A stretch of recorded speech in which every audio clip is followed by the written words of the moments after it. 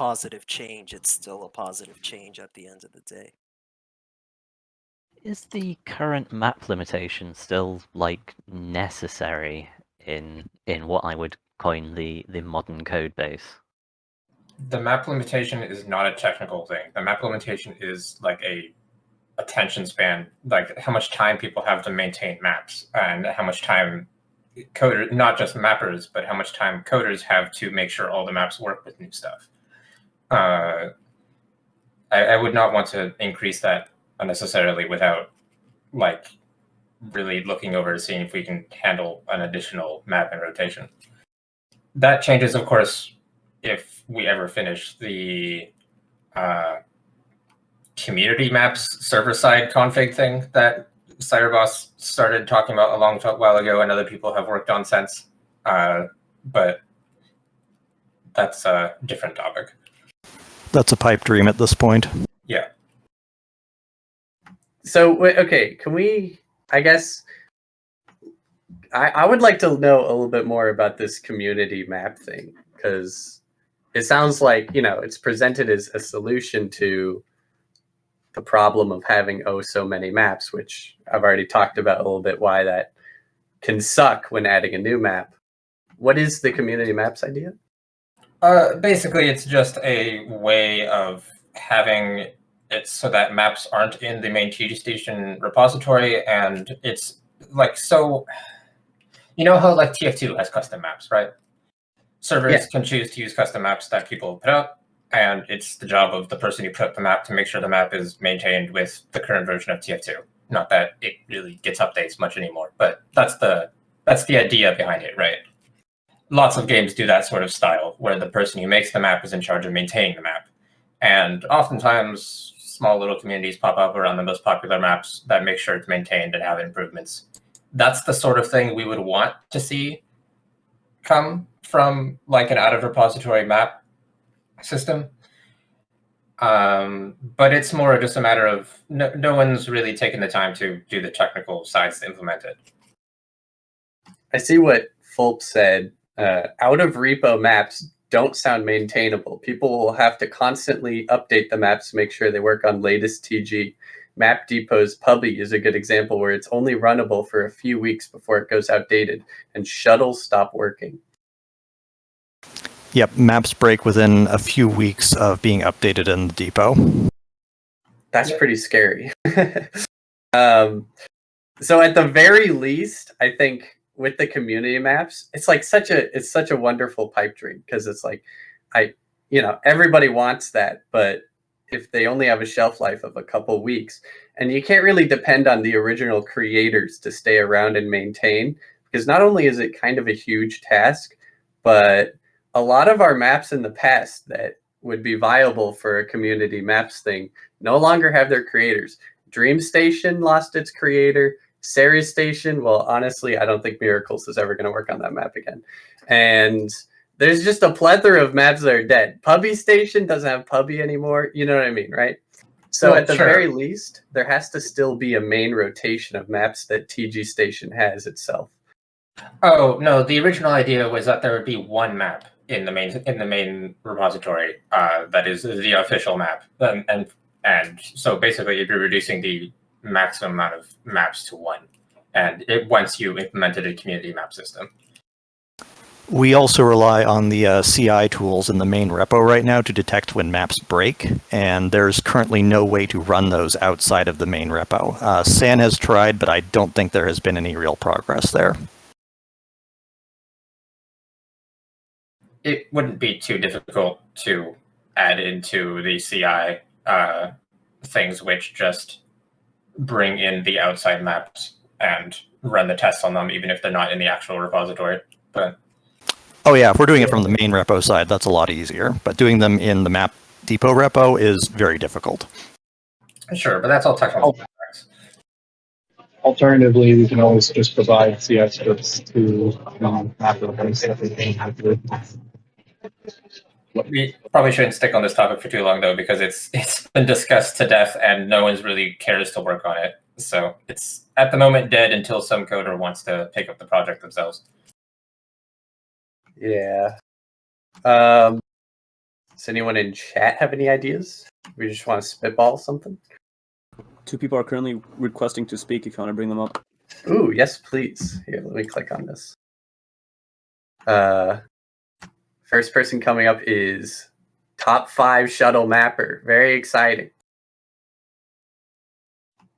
You've been invited. Good evening, gentlemen.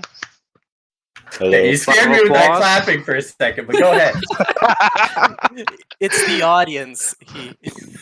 Man was a little too Yep. excited for mapping. It's my audience, right? I don't have an audience. I can't afford one. Anyway, my first question was immediately right off the bat. I want Mongoose class emergency evacuation vessel accepted into the repertoire of our excellent shuttle. Is this an open Here, I will- PR? Not happening. Oh. Next question. No. Oh, this, right. hell Yeah, no. okay, all right. Yes. Like, I I will just, post it's it. so on the nose. Ah, so beautiful. What a It wonder. really is just an Among Us. I hate Just that, top like, it's quality actually design. kind of Among a little Us. bit interesting. Like, definitely the room shapes are interesting for a reason. What the hell? So saucy. Is that Fiku? It is. Yeah. Did you give anything real to add to the conversation? That's the first thing I noticed Fiku did. He just joined and did that. Wonderful. This is a classic Fiku moment. Oh, happy birthday, Fiku. Happy birthday. Happy birthday. Let's not Okay, get off so topic, though. This Sorry, could definitely be accepted, right? No, Maybe in Probably some not. other universe. I think EOB has I tried so put his hard. foot down on it. It's Talking about using code Orange's base. expression. You I mean, need to have me dead and buried. It's a perfectly fine, Fuck. like, admin. Every other branch wants Shuttle. it, but not fucking main branch. I hate it. Yeah, you Them could upload that and abuse the hell out of it. You could make that a white ship even. Oh, agony. All right, next question. Bye. What? Oh, technically it was a question, but it was more like ping maintainers. Can you merge my PR? Feature Alright, request. Fiku? Yo. Do you have ideas for mapping stuff? The big mapping problem? Or We should make mouth blocks finish. TG strong DMM. that's very true. You know, actually, that's an interesting thing to bring up. I was thinking about lighting, how lighting can't really be decided or thought out by mappers because mappers can't see how far a light source is going to affect the surrounding area. Yeah, I thought about that too. I told mouth blocks about it. That would be amazing to have in a map editor. Yeah. Sounds very difficult though. Yeah. Just running a separate version of the game.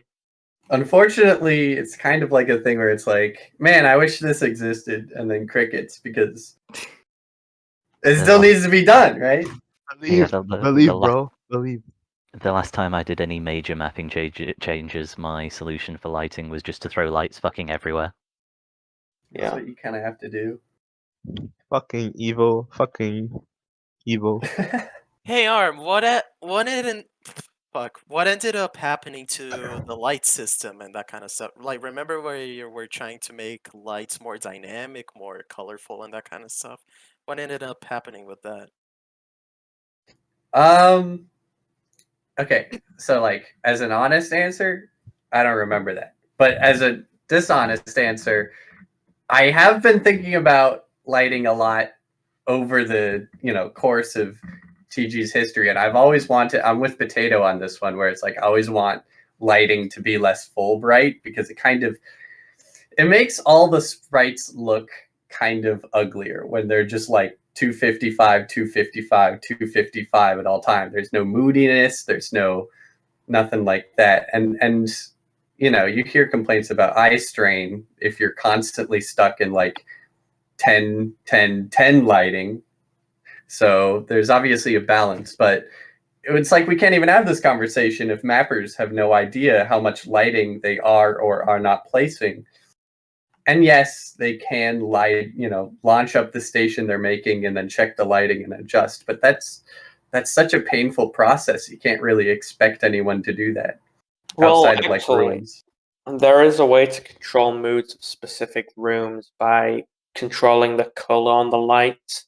You can have the lights everywhere, but if you decrease the actual, because you've got what full bright like white is actually just show all the colors, but if you bring that down to black, then it basically creates like a negative light where it's creating darkness. And if you go in between, you can actually make a room feel dark.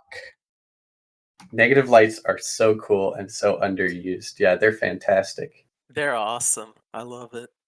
Like that dark, like the dark lamp or whatever. It's so funny. Yeah. But yeah, you can, if you go for a high-ish value and you put that in rooms, you can make it seem like the room's not as bright, but it's not perfect. You know what this reminds me of, actually? And this goes back into what Positive was saying. I remember I had this idea where we could have a map config level slight tint to the normal lights. So each map could have a slight different hue to the lighting. Yeah, that's what I was referring to. Oh, well, I'm glad I remembered that. That sounds like such a good idea, because it would help the station stand out more against each other. Like, I feel like this is a psychology thing where it's like you make a map slightly blue lighting and you make another one slightly yellow, and suddenly people just have a different mental. I know that Goon Station has a bit of a different kind of lighting. I know that it uses some kind of like overlay or whatever to make the lights a little brighter. I don't know if you know anything about that. It's kind of interesting. I think we already use overlays for our lighting system. Yeah, that's how we get the less laggy moving lights. So the ones That's on how the you wall are get static.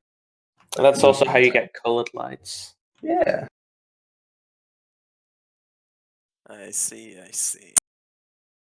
But yeah, lighting kind of in a weird spot. We could definitely do the tint thing. That's possible, doable, and like honestly a pretty good idea. And if you don't want to do anything with it, you obviously just don't set the map config. I would like to bring attention to something that Vire just said. At what point do we conquer Skyred and enslave their contributors? Honestly, they're enslaving us at this point. They go into our chat every day. Well, we were just talking about the day-night cycle PR that never got merged.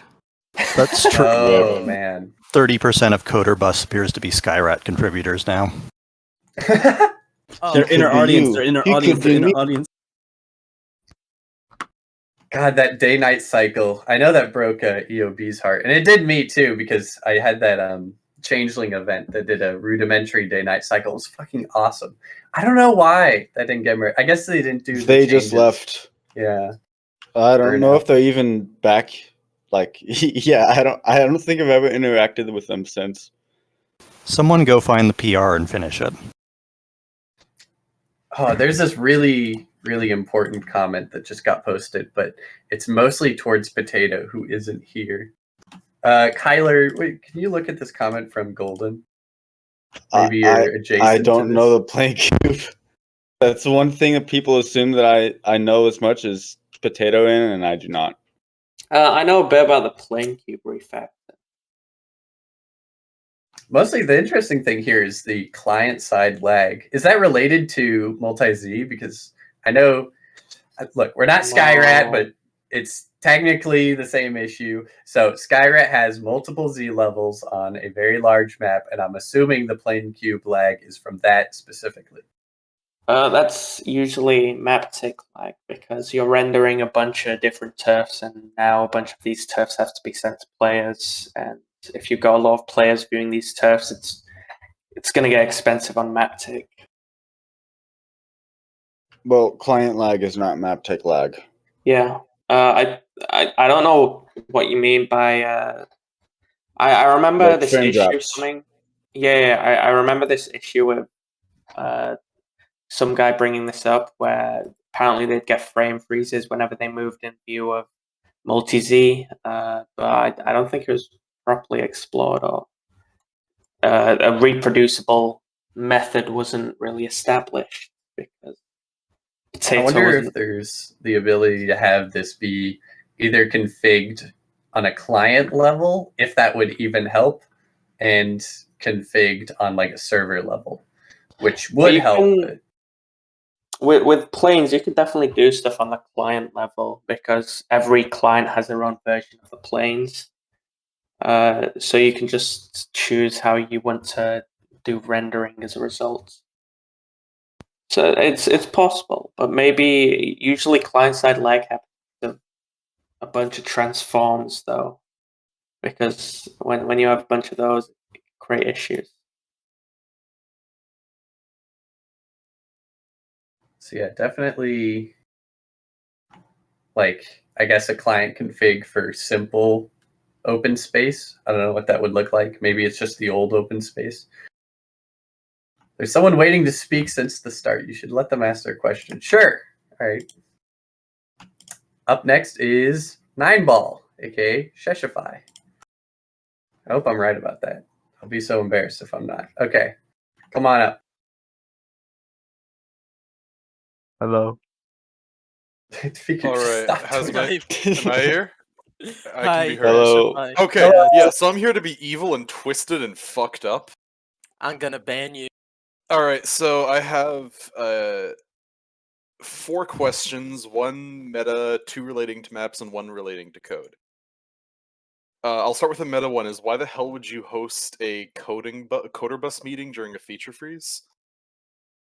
Why not? Because we're Why not? statistic. Okay, so you guys are also evil and twisted and fucked up. All right. Yes. Have you ever thought this wasn't the case about the main coding team? Yeah, you're right. Never mind. This I is forgot. true. You can just wait like 2 weeks. All right, just settle out. Okay.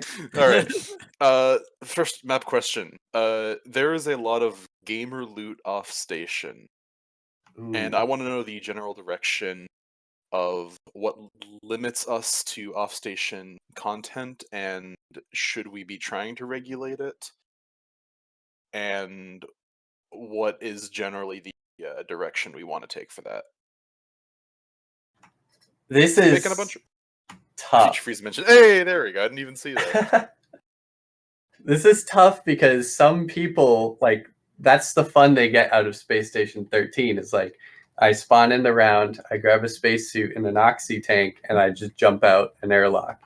And they get items and they enjoy it.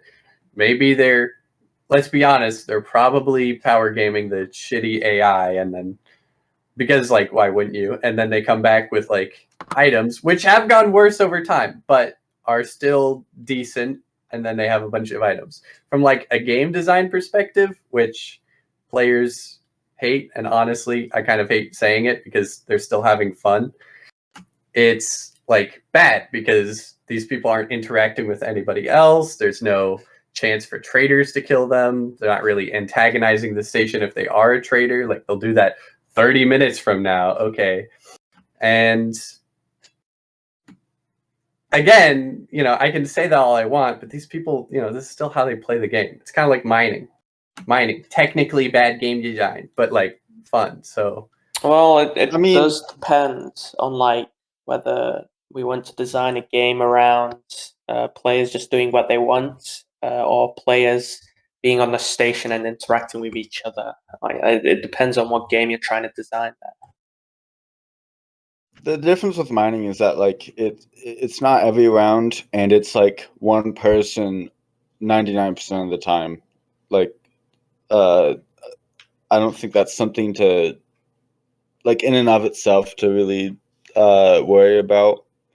But power gaming is like another thing. If you just come back, that's something that we have prerogative to change, right?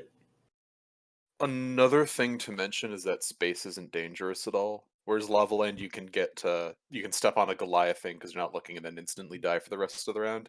You can Or touch lava. Or touch lava. You can very, very easily go into space, not attack a single mob, and come back to the station with an M1911 and a whole shitload of armor and stuff. It definitely feels like mining is like space exploration, but with some more thought into it, because miners have to come back to the station more often. It's more risky, and even the rewards are like, better thought through. I remember really old space exploration where people were going out and coming back with gyrojet pistols, which I don't know if you know what those are. I know what those are. I use them all the time. They're hilarious. Yeah, they're hilarious, but they're also a Yeah. gun that shoots explosions. The stuff that used to be in space used to be a lot worse. Okay, and I was just wondering if using the off-station firing pins would be a generally good direction for what we want to take for weapons for space. Because we have the one I think EOB are made, the ones that prevent the guns from being fired on a station level. Should we be using those more often? I don't think they're used at all at the moment, so using them They're would not probably be now. good. Yeah, I threw one in the ruin I'm currently working on. I They're don't know a if I should tag currently. I don't know if I should go back and add those to different weapons in space. That way everyone can have their fun. I don't know. But yeah, no, I feel like I got a whole bunch of questions answered there. I do think we need a lot more space ruins, though. There is not enough of them, and there is not enough variety in them. Yeah. It's really, really slow to make a good one.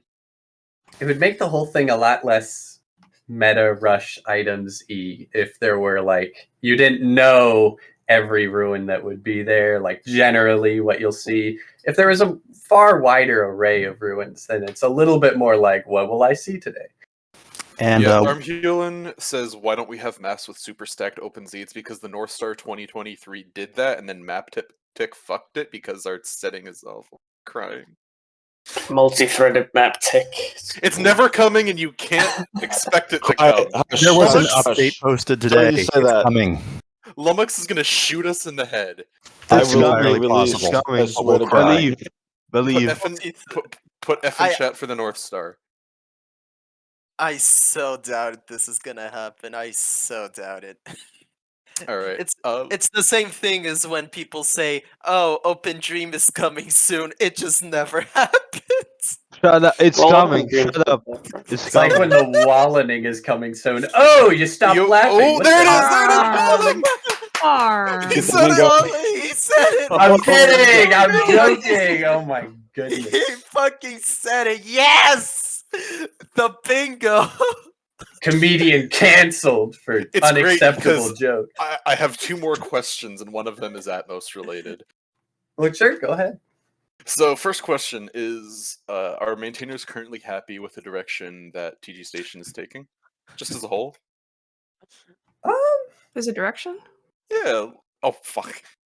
I mean... What direction? Generally, yeah. Exactly. I feel like Are you- mapping-wise, I'm happy. Feature-wise, like genetics, I feel pretty happy about the infuser, not to toot my own horn here. But, generally, cargo is a lot more fun, because you have mail now, and you have, just more things to deliver to. And medbay is, one of the greatest success stories of jobs, ever. So, yeah, generally, I do feel good about it. It's just a very long process. Mail was Yeah, such a good other than addition. sprites, there's no God, Mail soul is fucking anymore. great. And Also, final question. Also, Heritage or- sorry. No, go ahead. Go ahead. Oh, no, it's fine. I'm just going to be screaming about biomass for the last, few minutes, so you go ahead and say your thing. Nah, it's because Armhulin ended up bringing up the wallening, and there was actually some progress made. We made some more walls. All that's really needed is airlocks, if I remember correctly. Maybe some wall Those mounts window frames. and firelocks. Firelocks, Yeah, those are the big ones. But otherwise, it Um, should be ready soon. Did they ever fix the actual- issue? Fix the issue with different wall connections between walls that don't normally connect together, like window I frame. don't think so. I don't think Honestly, that kind of seems like something that could be done as a post PR. I hate to be that guy, but we can't ship it absolutely pristine. But we should probably actually talk about wallening after Sheshify is done with their questions. We'll jump into it right after. I think that'll Okay. be a really great use for the future mapping thing, because there's going to have to be a lot of mapping changes. Yeah. Oh, by the way, EOB posted something like incredibly important, and I'm just wasting Oh time. yeah. So let me we'll finish. discuss that. Okay, so it was like a few years ago. I had a dream that TG Station added a gas called biomass, and if you touched it, it'd turn you into a pile of like goop. And whenever there would be a leak of it, people would take screenshots and post it on the Discord and say when the mass goes gloopy. So when can we add biomass? When you code Well, it. I think that that's seems like when you code it. That sounds awesome. I Gilbert think said that's actually an issue with that. You can make it a part of Biddle Atmos. You're very Gilker lucky said, Potato wasn't here. Oh no, Fiddle Gilker said Atmos. you guys didn't let him do it, and the gloop must become the mass must go gloopy. 2023, it needs to happen. From So what wait, I whoa, understand, can you give me a rundown? So what is is it like a chemical or It's an Atmos gas, and it travels very slowly, like it spreads very slowly. just make it a late game I don't think antagonistic that can gas? happen. Make it a trader. Okay, make it like a trader final objective, so the mass can go gloopy in 2023. Would would it be honestly, it tied doesn't even to have to be a atmospheric? trader objective. You could just, if you make late game Atmos stuff, it just seems like a nice reward. Because the other one's like, God, I don't even remember the other gas. It's that forgettable. It's just like Plasmos too. Oh, it's I don't care. Zauker is so bad that you can stand next to an open canister of Zauker and it won't kill you because it'll disperse into nitrogen that quickly. Snorkerite. Yeah, but what if we Thing added is- back hexane and we Who? let people read that chat again? Okay, The final dead question. chat gas. Final question: can we have a gas that if you breathe it in, it sends you to Campbell? Why do you code this? Wait, When don't you code code that. it. Hold on, wasn't hold there on. an Don't issue code with that. adding new gases into the game? Specifically, that you can't have too many different types of gases because I don't remember, but I think Potato said it might have some sort of performance implication. Really? It slows Comics will down fix reactions, if I remember correctly. Oh, okay. The solution is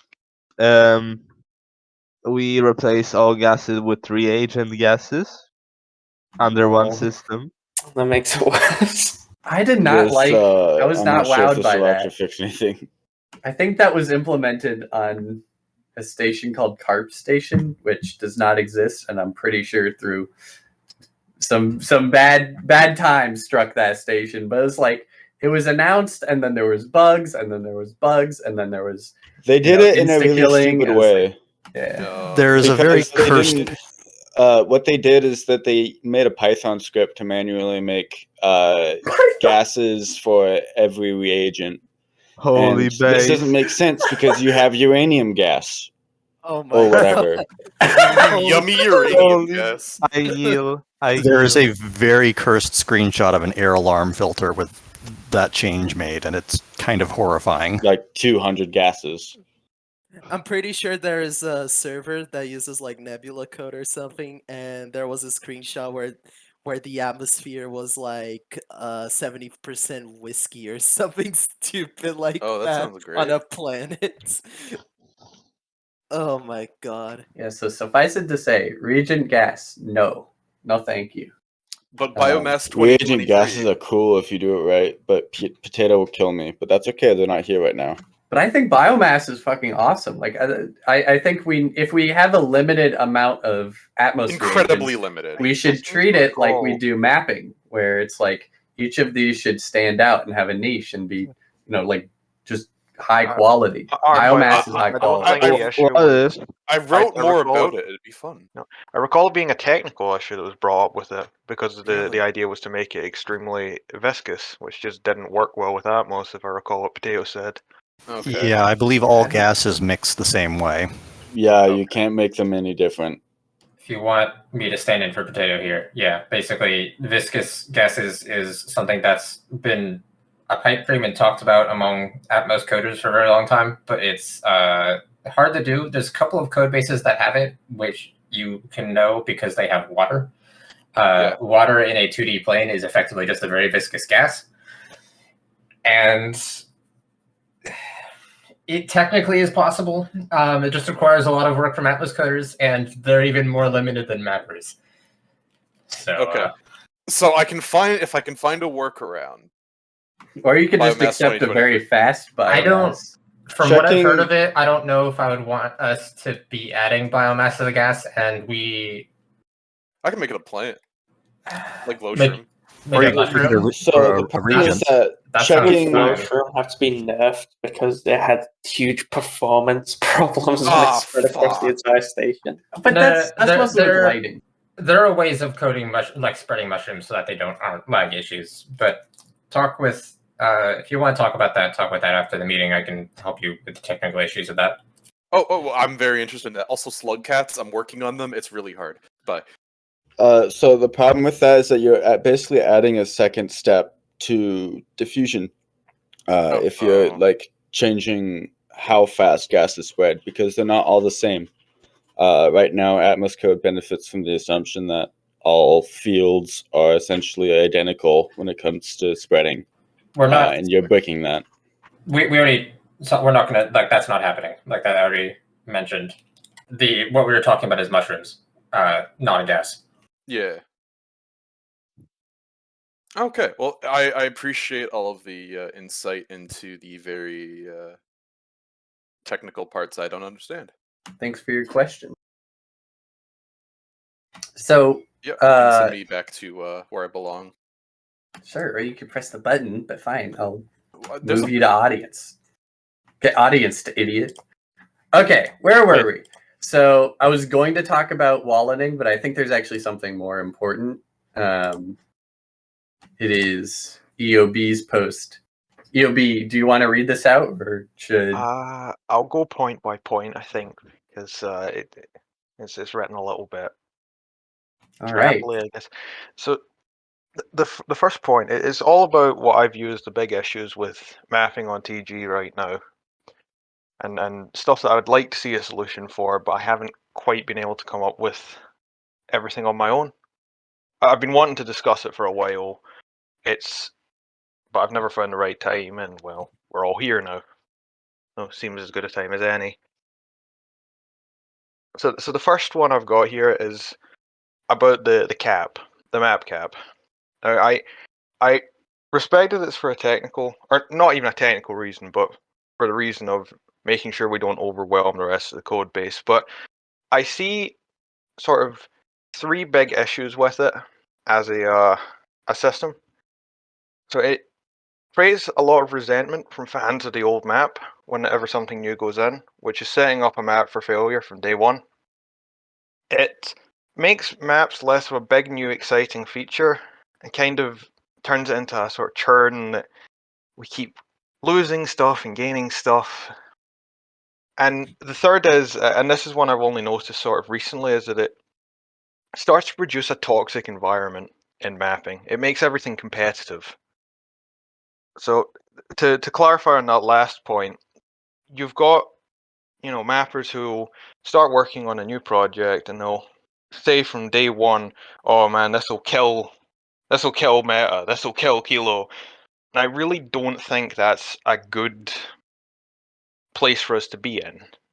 Having mappers always comparing their work, not because there's much respect for it, but because they so vehemently want to see it gone. That's sort of my first thing, right? So I'm not sure of how we can solve this. So this gets into what I was saying earlier. And having more maps isn't a technical issue. It's something we can easily do. And you're correct, I believe, from the perspective of the player and from the mappers, that it would be better if we could just add more maps and take out maps only when people stop maintaining them entirely. But the issue is every additional map is additional maintenance requirements for more than just the mappers. The coders also have to make sure any changes they do work with every map. And oftentimes that's a lot of work for anything that touches, like moving a type around, changing behavior of anything on round start. It will often mean you have to do some minor change to a map, and having to do that to potentially How many maps would we have now if we allowed maps from all maps from the very beginning? Maybe like 10 maps. Does that sound like a fair guess? If we allowed every map that we've had in rotation from day one, I think that would put us at. I'm not counting every map because some would have fallen out of maintenance. I'm just saying, like, if we allowed every map and like just without limitation, and but some would naturally fall off due to lack of maintenance. Is 10 a fair guess? Yeah, let's call it 10 just to have a nice number to work with. Yeah, like that's. Let's see. When I'm doing work that does some minor change to, say, a shuttle, when I was doing a lot of shuttle work, that was about like an hour or two per map.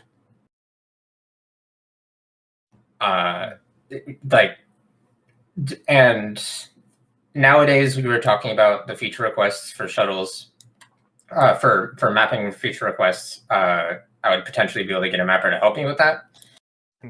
But in that particular example, it's actually less viable because I was often working with shuttle code that mappers, I would have to like explain to the mapper exactly how the shuttles are changing and the technical reasons behind it to make the particular change. And that's also more work. One size fits all. Yeah. The idea is it's never going to be a be all and end all that solves all of the issues with keeping maps up to date. But the idea is to try and alleviate some of the workload. Yeah, but I don't think it's enough because it's what you want to do to remove limitations on maps. It encourages more mappers, but it also discourages more work on the code side that affects maps. There's a balance here, and for the most part, TG tends to lean towards the making code side stuff easier to change because we frequently like to work on performance improvements, core code improvements that can affect maps is in general more important to us than a very large selection of maps. We also don't have a way to just mark a map as currently broken if it's in the repo, so it will run on the servers and it will be in a broken state for the players if it gets broken. Mm-hmm.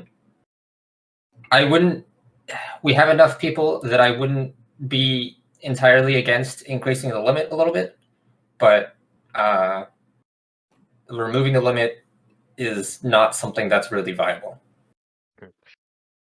I'm not exactly discussing fully removing it. There's always going to be a level of discretion on my side, on your side as headquarters, but I don't think our current situation's working very well.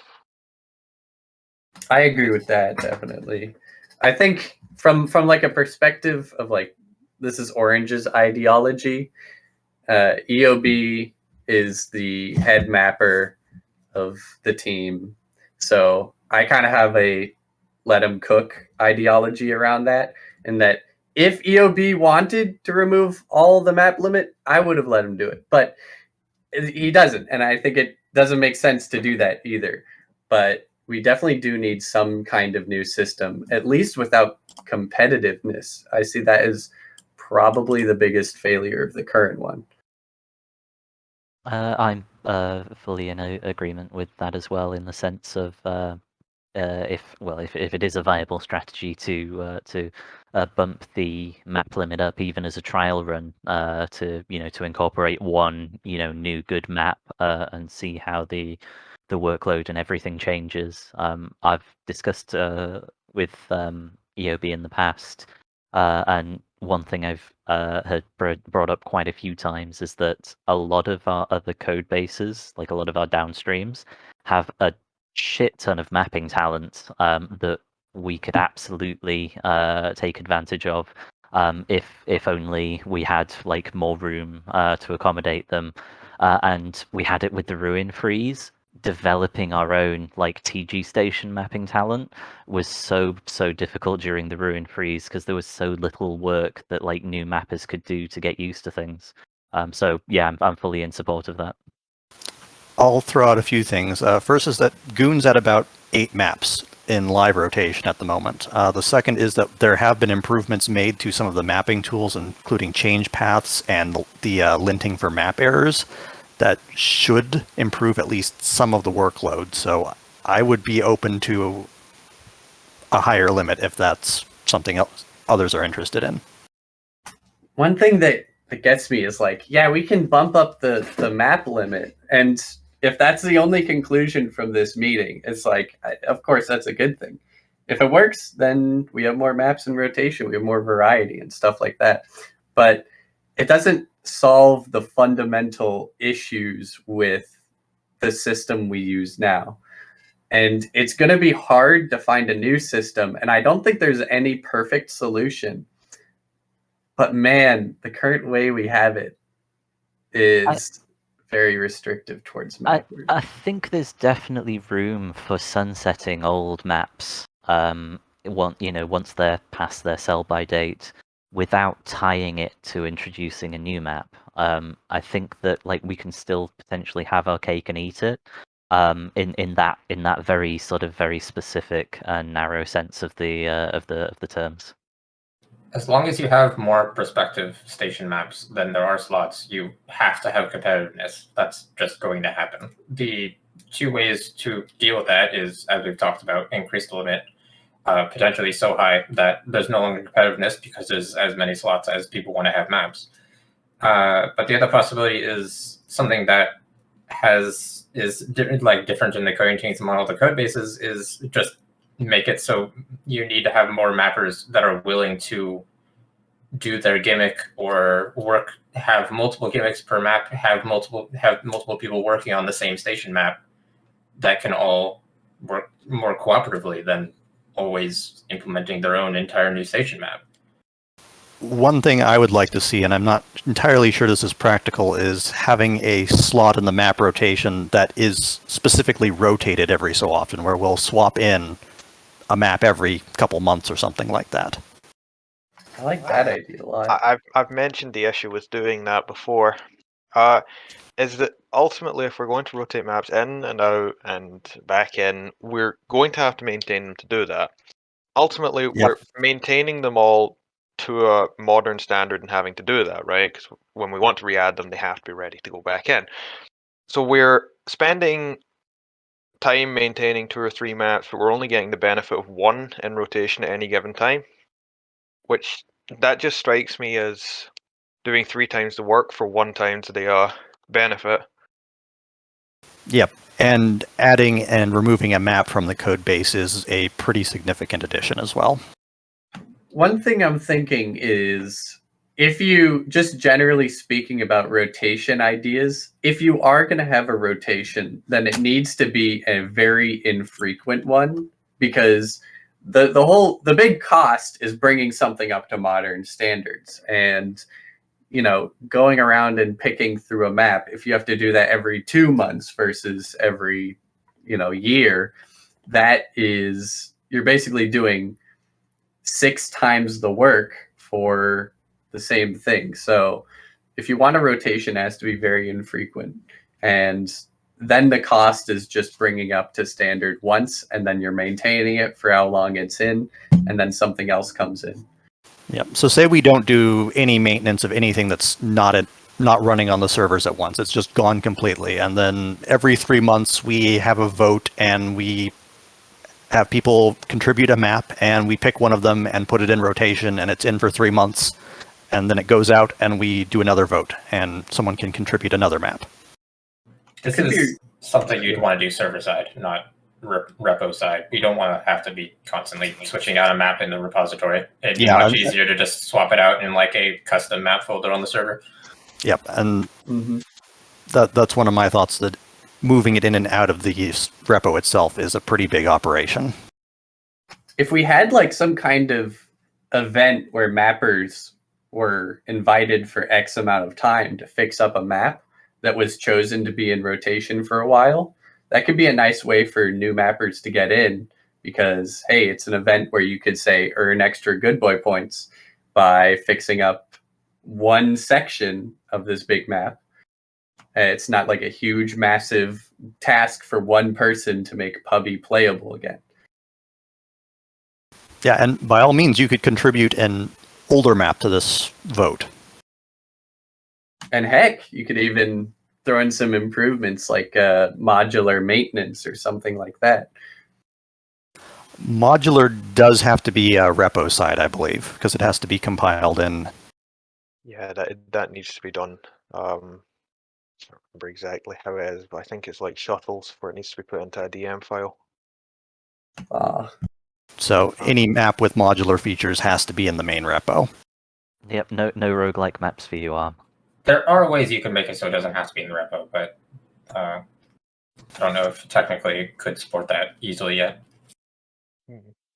Yeah, it just doesn't in its current state. So, as well, by the way, are we sort of done with that topic of discussion? Because there is one other thing I need to add. Yeah, go ahead. So the map pool issue also affects creativity, I suppose. It's a slightly difficult one to quantify, but in a situation where we're limited in what we can have in the game, we're going to trend towards a sort of, well, what's a good way to put it? Trend towards a common standard. I know we talk about meta likes a lot, right? And how maps are like a rotated box or a rotated meta or any number of these are very similar maps. But when we're dealing with a situation as we have, where we can't really make much space in the repository, I think that's something we're going to be doomed to trend towards. It's more just an additional point to add on to the problem of the cap and finding a solution to it. But I know it's something you've been talking about recently, Arm, where you've really wanted maps that break the mold. Yeah, that has been a big point with me. So I feel like over the years, I've seen some great maps and some bad maps. Looking at you, Dream Station, as a particularly bad map, but also some maps that really don't stand out and are quickly forgotten. And it's kind of like, I feel like we have the D-Dust 2 syndrome, where people get really attached to the map that is the simplest and the longest standing. And then because it's the D-Dust 2 syndrome and other people want their maps they've made to be played, they make their maps similar to the most played map. And then it kind of works against them as much as it works for them. If you make your map too different, people hate it because it's not the map. But if you make your map too similar, then people are going to be directly comparing your map to the map, and then your like 3-week-old map is being compared to CTF 2 It's like, obviously one of those is going to win in the hearts and minds of the players. So creativity. Yeah, that's kind of been happening for a while. And it's infectious too. We've been talking about the meta bridge situation, where it's like the bridge from meta gets everywhere. it is just like a disease that affects every map, where it's like, I must install the meta bridge. And I don't want it to be like that. We have so few maps to work with, and thank God if we expand the roster. But in those so few maps, people are encouraged to install the fucking meta bridge instead of like a unique setup. I think one of the best examples of a unique system that stands on its own 2 feet and makes the map stand out is Gen Pop on Tram Station. Sure, Tram Station's got a lot of unique concepts going for it, but Gen Pop is an entirely different way that security brings people, and it works. I wish we saw more of that, but it's discouraged by what EOB talks about, the creativity death.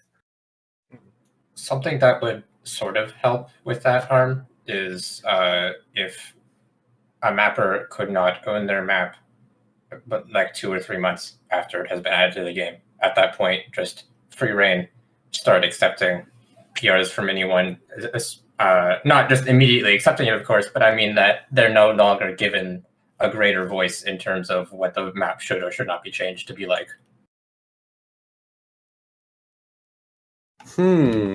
To be I fair, think don't think EOB that's should something say. I don't think that's something we do too much of.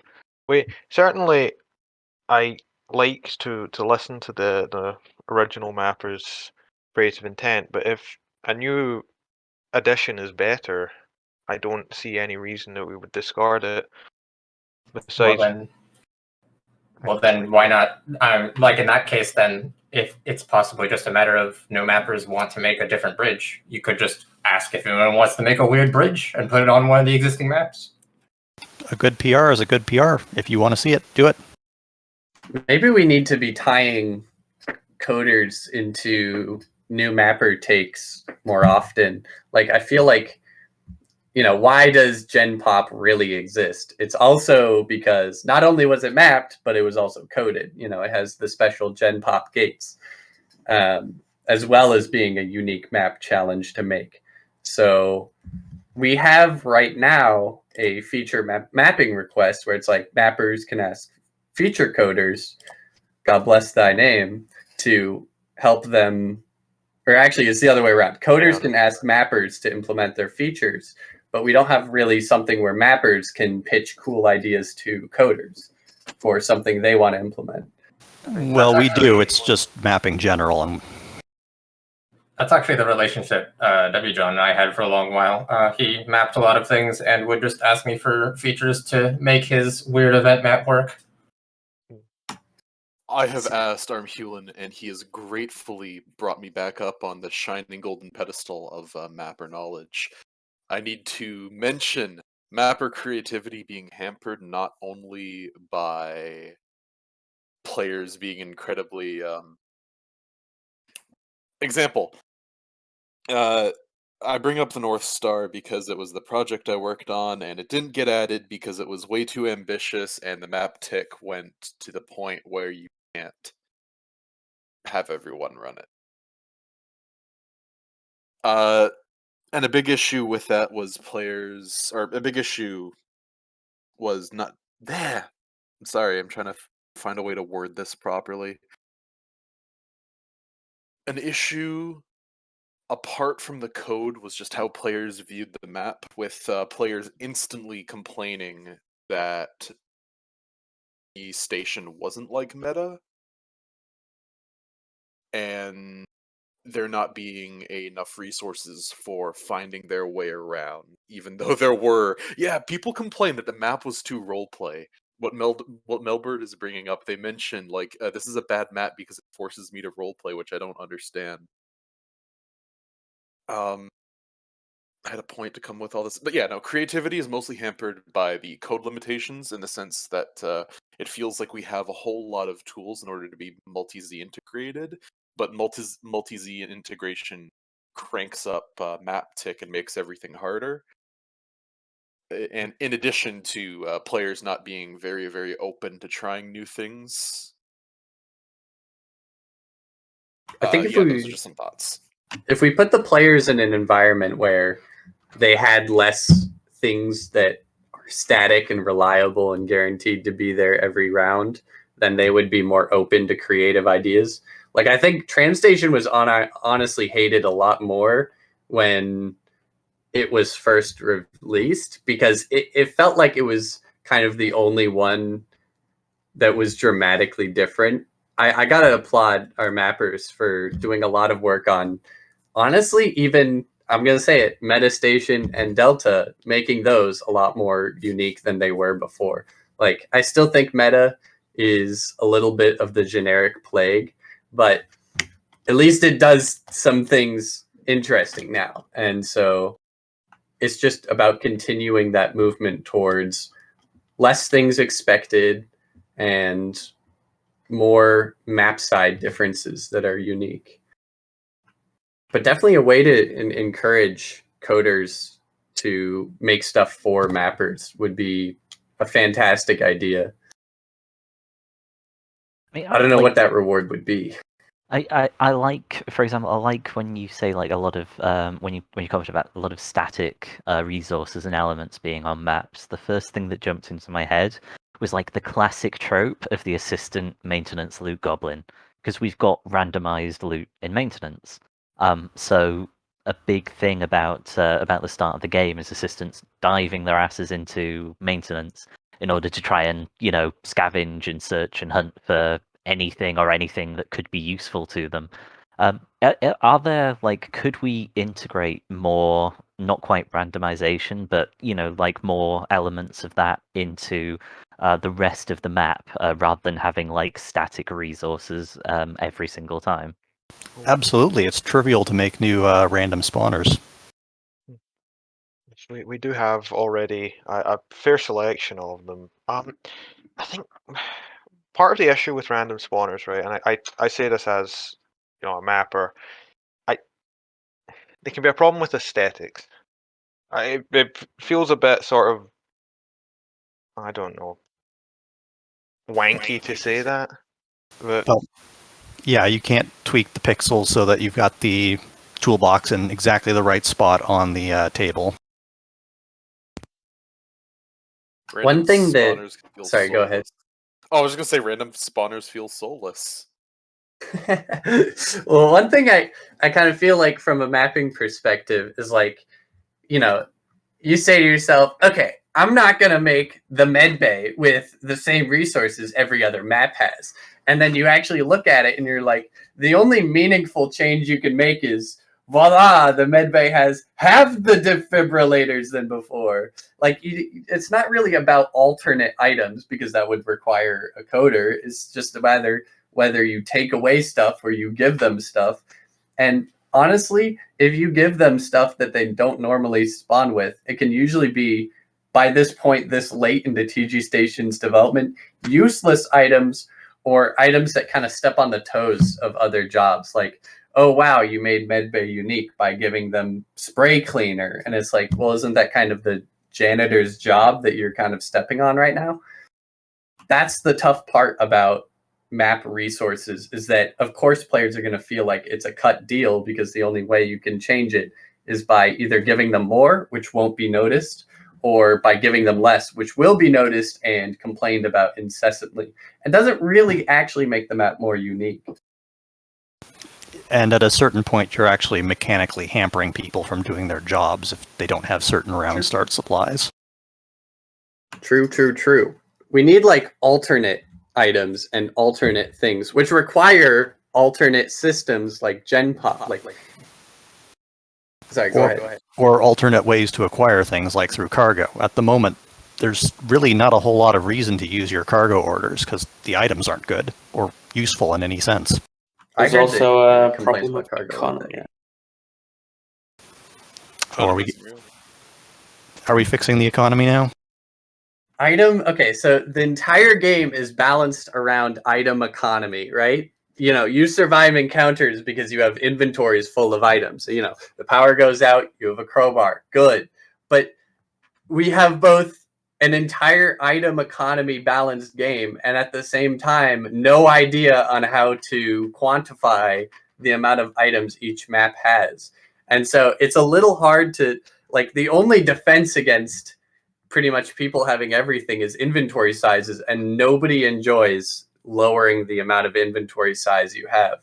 And it's also as a side point, it feels really bad when everybody runs around with every job's tools, because it makes every other job feel like you're not really relied upon, right? People will just do it themselves if they need something from your job. Part of the issue there is just simply too much storage space. Which is why, controversially, I'm kind of a fan of almost a borrowed trauma system of skills per job, but I know people are fundamentally really against that. And it also requires a lot of discussion and writing hack MDs and stuff like that. I don't like grinding. I really don't like grinding either for skills. I would love to talk about this a lot more, but I think we should probably either move on, because I know Fiku wants to bug me about something, and EOB probably has more to say. Yes. The next sort of topic, I think it's going to be the hardest one to solve because I couldn't come up with any good answers to it. But it's something that Cheshify brought up. It's the situation with the blurred line between criticism and vitriol, and the effects that has on us as a code base, specifically with regards to mapping. So, to my mind, it causes three key issues. It creates a bad reputation, which limits our number of new contributors and contributes to the meteoric burnout rate that mappers experience. In short, it's a good way to ensure that our manpower is bad and stays bad. I agree with that one, and I also don't really have a solution because that sort of leans into community administration areas. Yeah, I don't know what I mean. All we can do really is encourage certain behavior through code, and that's tough. That's even that is tough. And it usually has bad and unintended results. Well, I wouldn't say usually. I mean, flavor traders, but yeah, it's just. I think that's something that has to be like a head administrator's goal for like a term to really crack down on that.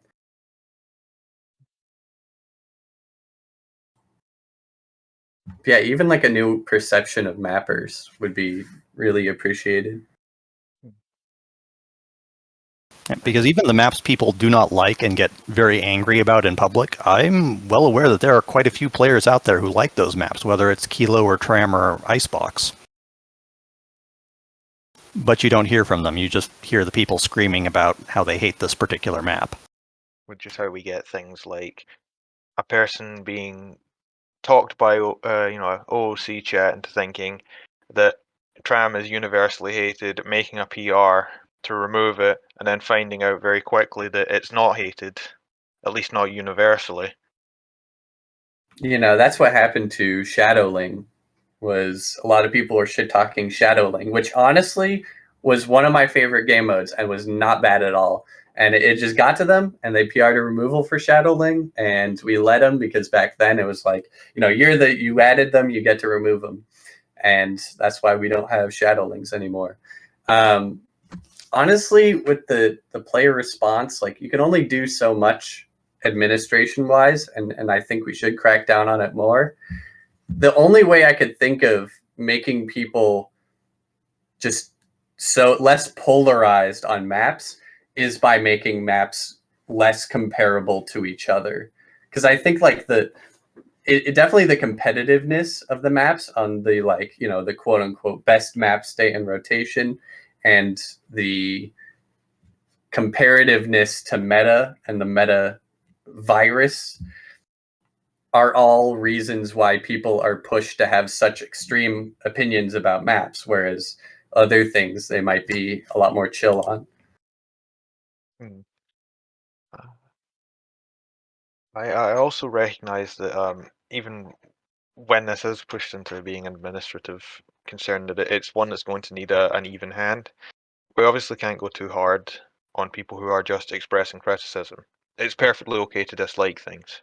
Perfectly okay to state that you dislike things. But I do think there's a point where it crosses over the line into being toxicity, and that's really what we need to be discussing. Just in case anyone wanted to accuse me of trying to crack down on people disliking maps. As a recipient of a lot of that toxicity, it is brutal. You'll have people come in like swarms and just say, "I don't like your map. Your map is bad." Something's as Melbert pointed out. And my favorite hate post about the map was, "Your map is too roleplay." Which I thought was incredibly funny, but you get a whole load of people just coming at your. Fuck you, nameless. But he's saying a whole lot of people going to your map and then not experiencing it and just being really, really awful. I don't know what we can do about that. Yeah, there's a tendency to discard and not engage with the map, especially if it falls into that not like meta category. True roleplay is a complement of your map. Was it a Terry player? I do have one point to note about this, I suppose. I have considered that if part of the issue is that the work of mappers is slightly arcane. So I recall there was a thread on the forums recently that was about removing tram station. You know, the usual thing. It was a poll. It didn't go quite how they expected, but it did spawn a very good discussion, that thread, and I'm gonna actually link it because it sort of solidified a few of my thoughts here about the situation of TG mapping. Basically, when myself and San went in and sort of explained why we wouldn't just get rid of tram station like that, how the map took, months of concerted effort, blood, sweat, tears, testing upon bug finding upon fixing, and that we weren't going to throw that away. And there were a few people that sort of really said, I hadn't thought about it like that. I hadn't really thought about the work and the time and the effort that goes into making a station. And it made me wonder if we need to be more open about the process.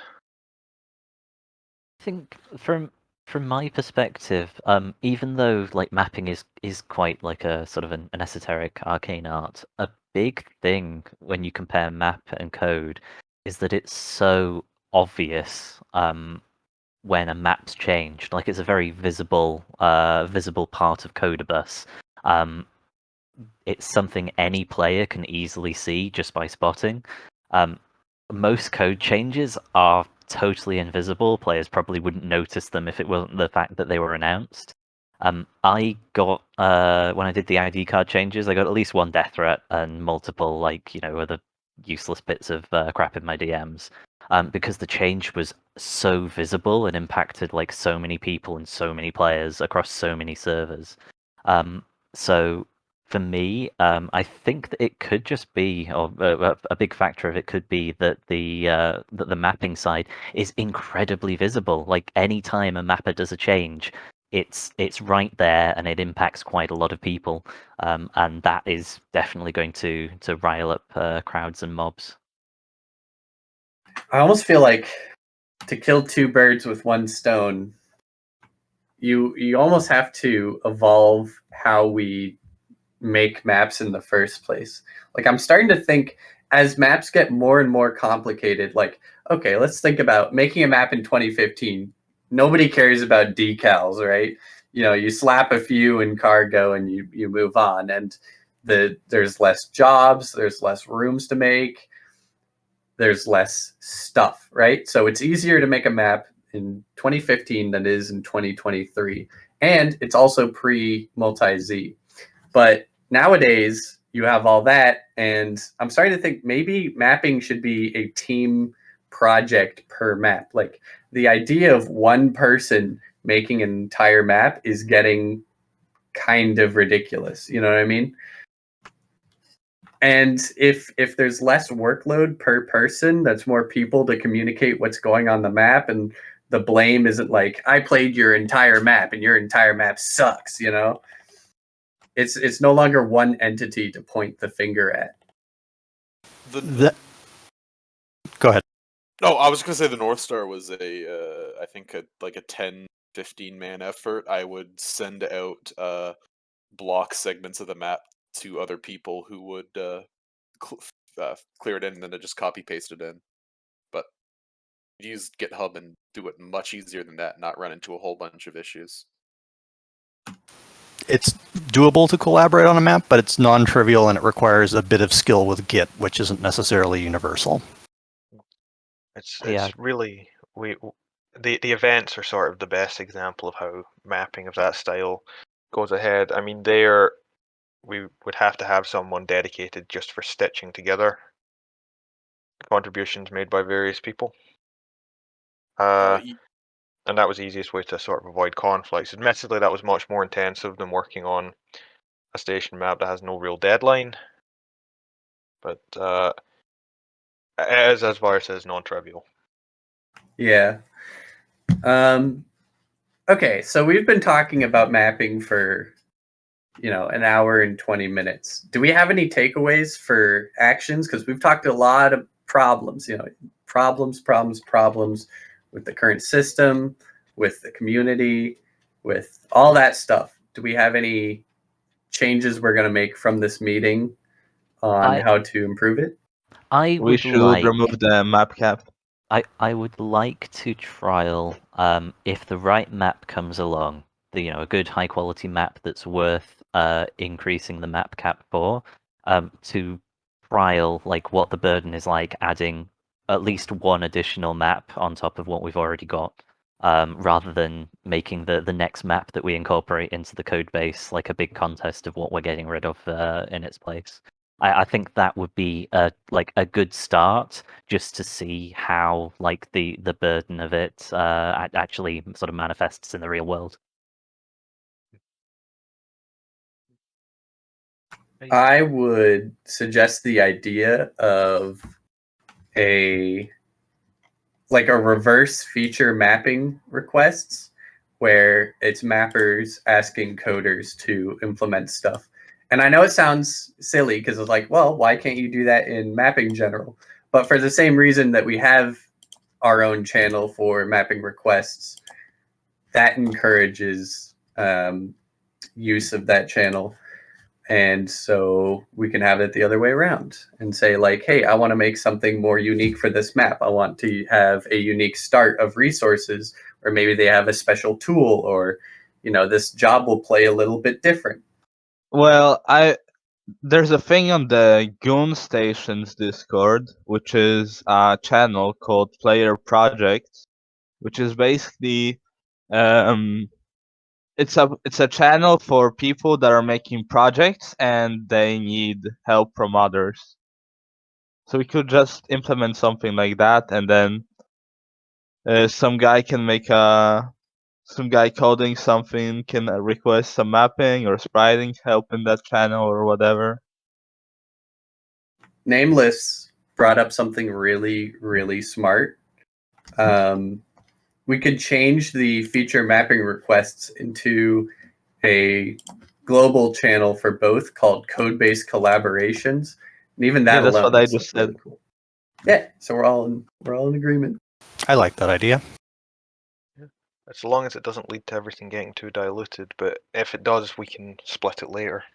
Or we Listen, can use threads under the channel.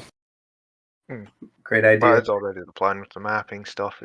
I don't expect we'll ever be at a point where we're overwhelmingly using the channel, but it's just in case that does come up. We can sort it later. Sorry, I did actually have one last thing to talk about with the problems. Although this one is possibly the easiest to solve, maybe. Sure. And that was it was about how we get more people onto the mapping ladder. So I've described the way that mappers progress as a ladder. It's sort of progresses that you work on small projects, ruins, scuttles. It really just basic things of that style, right? And you work your way up to working on departments or away missions or other stuff that's relatively, well, not low stakes, but lower stakes than working on anything like a full station, which would be the top. Now, the issue we've had in recent years is that we cut the bottom rung of that ladder off. We took away the ability to do the sort of small things like ruins, and that's led to an issue with our manpower, where we didn't really have anyone new coming into the scene, so we didn't have anyone moving up, and now we're kind of hitting that critical point where we're starting to lose older mappers, and we don't really have anyone who's come in to replace them. And our reputation from the aforementioned sort of issues is quite low, so we're not drawing in the numbers we need. So my question here would be, how do we sort of address that? How do we start getting more people into mapping so that we can continue to have, a manpower reserve going forward? So it seems like to me, this is like the ultimate tool for an administration to tackle. Like, you know, we could run a drive for a month or so where it's like, hey, you submit your first mapping pull request or whatever, and you try out mapping, just do anything with it, and you get Antag token. And sure, it'll be a month with a lot of Antag tokens, but you know, 1 month of more Antags for like 3 years of more mappers is a fantastic idea. Let's just pull players in and try to make them contribute more, because I've always been a big fan of that.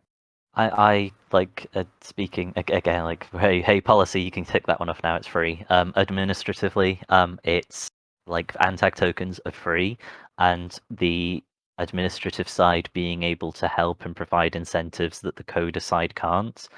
That sort of collaboration within within our community, like within the two teams, is absolutely fucking amazing, and I will always support it.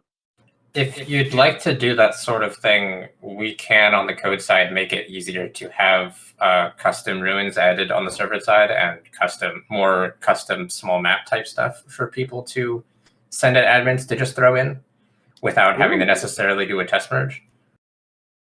That would also allow you to do, we talked about this earlier about custom maps, full-on station maps, but if you want to have like server-side little ruins, shuttles, whatever, that's not that hard to implement. Small maps tend to get less stale and break less frequently. Ruins might last for months at a time before they need any sort of update, even years. The only stuff that tends to break a ruin is repass, or removals. Sort of. The reason a station needs so many updates and so many changes is usually to deal with. There's more on a station for one, so that would be sort of what Vira was touching on, I think. But also that stations are the ones that require the big ticket changes. They're the ones where you need to add new job locations or change up job locations. More eyes are on stations as well. It's always an issue. It is why, as I say, it's the second sort of rung of the ladder. As to Ninja's point about setting up for allowing more ruins and such added in game via admins, I do think that's a good idea, but for stuff that small, we will probably be quite willing to take on the code base anyway, especially given we sort of are a bit slim on ruins at the minute. That's exactly what I was going to say. I was saying, or thinking to myself, we talked in this discussion about how we don't have enough space ruins for there to be variety. So space exploration becomes a big game of like, I'm going to find the ruins with loot, and I'm going to go through the ruins with loot, and I don't really care about the ones that don't, because they're all just going to spawn in around, so I know which to ignore. If we just have like a month-long thing where we post with like, you know, the reward of an Antag token, we also post a guide to setting up and starting starting your own setup with mapping. We say, here, this is how you map. Here, this is your reward for mapping. Here's an issue we currently have. Our fucking space is empty. Our space has too much space. Let's fill it up with new maps, and you get rewarded for it. How could this not attract new mappers? So 2 things on that. One, Santa's made some excellent tools and resources about mapping that I don't think are being used enough. They're really, really good. And the second is that we could double or even triple the number of space ruins that we currently have, and I still don't think it would be enough. We need more ruins. Well, we will find ruins in no small supply after this change. It's such a fantastic idea. We got to try it out. And we even have a great name. Sheshify, please unmute and say it. It's so good. Biomass March. Mapping March. Thank you. Banned for bad behavior. So true. Mapping March. Look at that. It alliterates. That's the requirement for all month names, so that's good. So at the very least, I think we should go ahead with that. EOB, what do you think about that? Wait, hold on. You need to flip the name around. It's March for mapping, because we're recruiting a whole bunch of mappers, so they have to march into mapping. Fuck, this is why you're a head coder. This is why he's a head coder. That's true. Yeah, no, that sounds like a good idea. I recall something similar being bandied about by Rave a while back as well, but that was more towards like station mapping, which really is a tough thing to get into as a start. Ruins are I think the best way for it, and so I fully agree with this idea.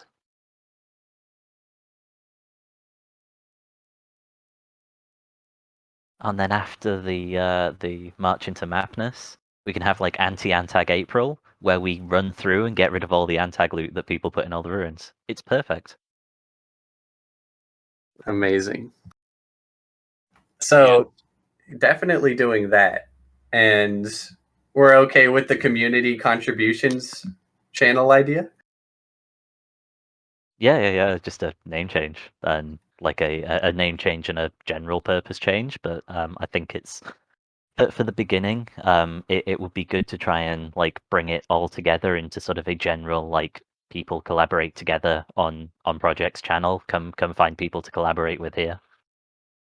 Yeah, that gets back to what I mentioned earlier. Definitely do try and get more mappers to collaborate on station maps, not have them be solo things. Like, if it is one of the issues, like you're saying, of competitiveness between mappers trying to get their map in. But like, station maps are big. You can fit more than one gimmick on one station map. True. Tram station. Hello. Gimmick map. Are you saying that we could have 2 trams? I mean, wow, you're really going exciting there. We invented one single gimmick in all of TG. It's the tram, and that's what it means to be a gimmick map. Bro, I mean, imagine. Okay, Imagine you have a cross shape and 2 trams, and they can like intersect and hit each other. That's amazing.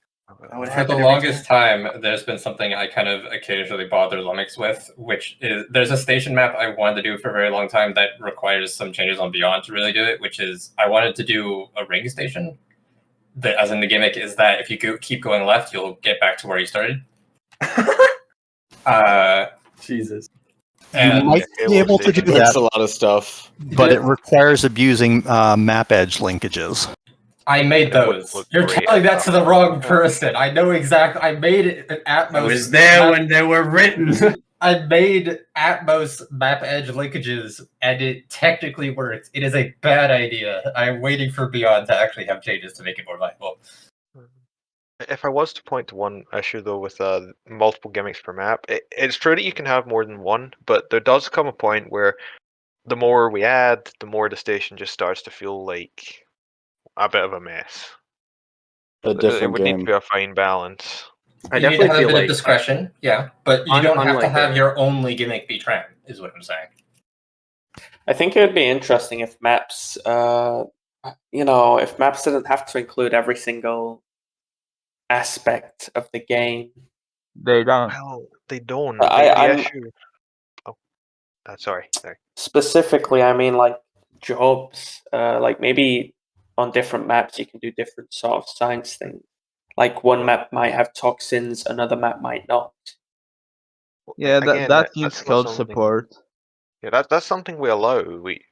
It's theoretically possible. The issue is, if you do that, you are setting your map up to be hated from the beginning. Basically, it's just kind of going to be the fact. You don't want a player doesn't want to think next round I'm doing it. I'm doing whatever part of the job I want to do, and they get in and the map doesn't have it. It's an easy way to quickly make people annoyed. Yeah, and for if you wanna just like remove a job, that's not possible with current code.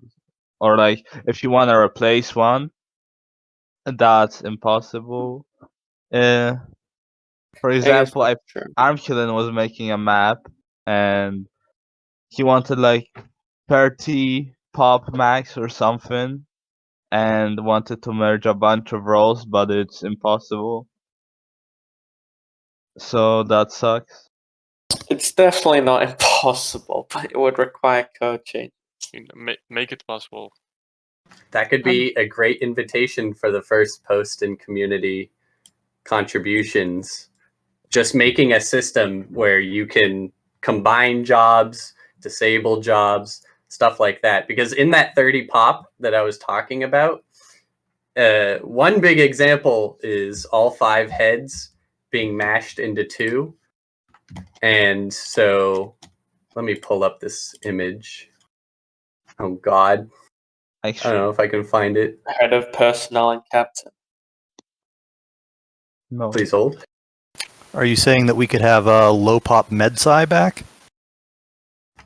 Potentially. I'm not saying anything because that's really up to EOB, and we have to kind of see how the changes we're thinking about right now are going to shake out.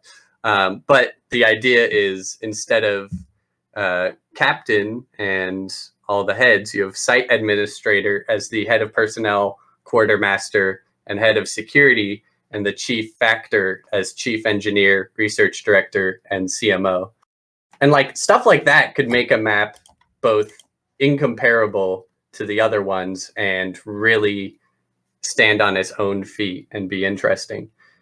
But also there's a lot of asterisks there. So You're getting dangerously close to gimmick jobs as well.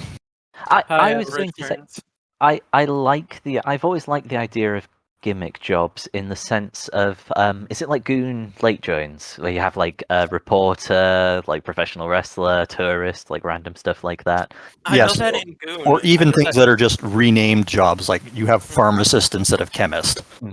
I have always liked the idea of having like different quirky, just pure roleplay focused jobs, like similar to lawyer, no actual like real in-game power or strength or anything, just like a roleplay job. And I would like to see like a map that had like a room for like a station reporter, and you could sign up as that role on that map, and you could go around, take photos of things, and like newspaper propaganda, like all sorts of stuff, cause chaos for security, get arrested, all the fun stuff that we all enjoy. I know that in Goon, for example, the way that they do it is like a rotation of sorts. So like every day it's like a different job with a different gimmick or whatever. So I know that on Mondays, for example, you are able to select mime, but not on Tuesday, Wednesday, Friday, etc. and that kind of stuff. So it would be interesting to see kind of jobs that rotate and that kind of stuff. So only certain gimmick jobs are available certain days and other ones don't have these, blah blah blah. You get the idea. But the reason I brought that up was to tie that into the idea that was proposed earlier, and pretty much immediately dismissed because it's not really workable in the long term, of having maps that are not quite like tied to specific jobs, but having these sort of like fluff additional roles that could be mapped into various stations uniquely. So some like one map could have like a radio DJ like station like as part of the station. Someone could sign up to be radio host. The same with like the reporter, like other stuff like that, which would allow maps to be unique and have unique roles without impacting the core like the core game experience for the, let's call it, the non-fluff or Yes. non-roleplay roles. Yeah. Speaking of jobs, I believe actually Fiku wanted to present his idea for a major change to a job. Is that right, Fiku? What the hell? Yeah. Okay. You can't say what the hell and yeah, okay. I mean, I didn't expect it that he would, Oh my gosh, he's pointing his index fingers at each other so hard right now. So hard. What? Oh, yeah. Yeah. Oh, Explain what it is. yeah. Give me a moment. Oh my gosh, everyone, he's freezing up in front of the stage. Oh my goodness. Someone's got a soundboard with like some lobby waiting music. Oh, true. Wait. You got caught sleeping. Scorn. Yeah, I was working on a document for a genetics rework. Was the awkward silence part of the bingo signed yet? Because I think we did that like 3 times in a row. Was it awkward? We need to delete genetics and DNA.species and replace them with RimWorld's gene system. Yes. I actually really like RimWorld's DNA system. What's RimWorld's DNA system? It's like actually pretty good. RimWorld's Yeah, DNA system is I'm asking attached what is it? to the entity, though. We want genetics attached to the parts. Well, genetics can just be a way of interacting with the entity, right? No, what I mean is that, like, so RimWorld's DNA system has a lot of traits that are just kind of attached to the creature as a whole, right? They just get an ability regardless of what internal organs they have, etc. We want all of the species, like, differentiation to happen as basically we want species to be blueprints and all of the abilities to be on the parts in that blueprint. Yeah, it kind of sounds like we're heading towards RimWorld mutations and stuff anyways Like, with time. Just by putting them on Similar, organs. Yeah. Yes. And then it's almost like my DNA infuser, which replaces your organs with different, special organs, is almost like heading towards RimWorld unconsciously. Wait, But what's Fiku, RimWorld? go ahead. Oh, okay. Yeah, I guess I'll link the doc here. Basically, you know how we fucking have to bog down genetics because everything is fucked? And like people just fucking break into genetics and steal 50 Hulk injectors, and then the round is fucking ruined. So, basically the new genetics is meant to like make mutations more personal and require a bit of time to like install. So you use a fucking drone and control it to basically you give a drone pill to the patient and then you can control the drone in their body to go around and connect their DNA strains instead of the old ATCG UI stuff.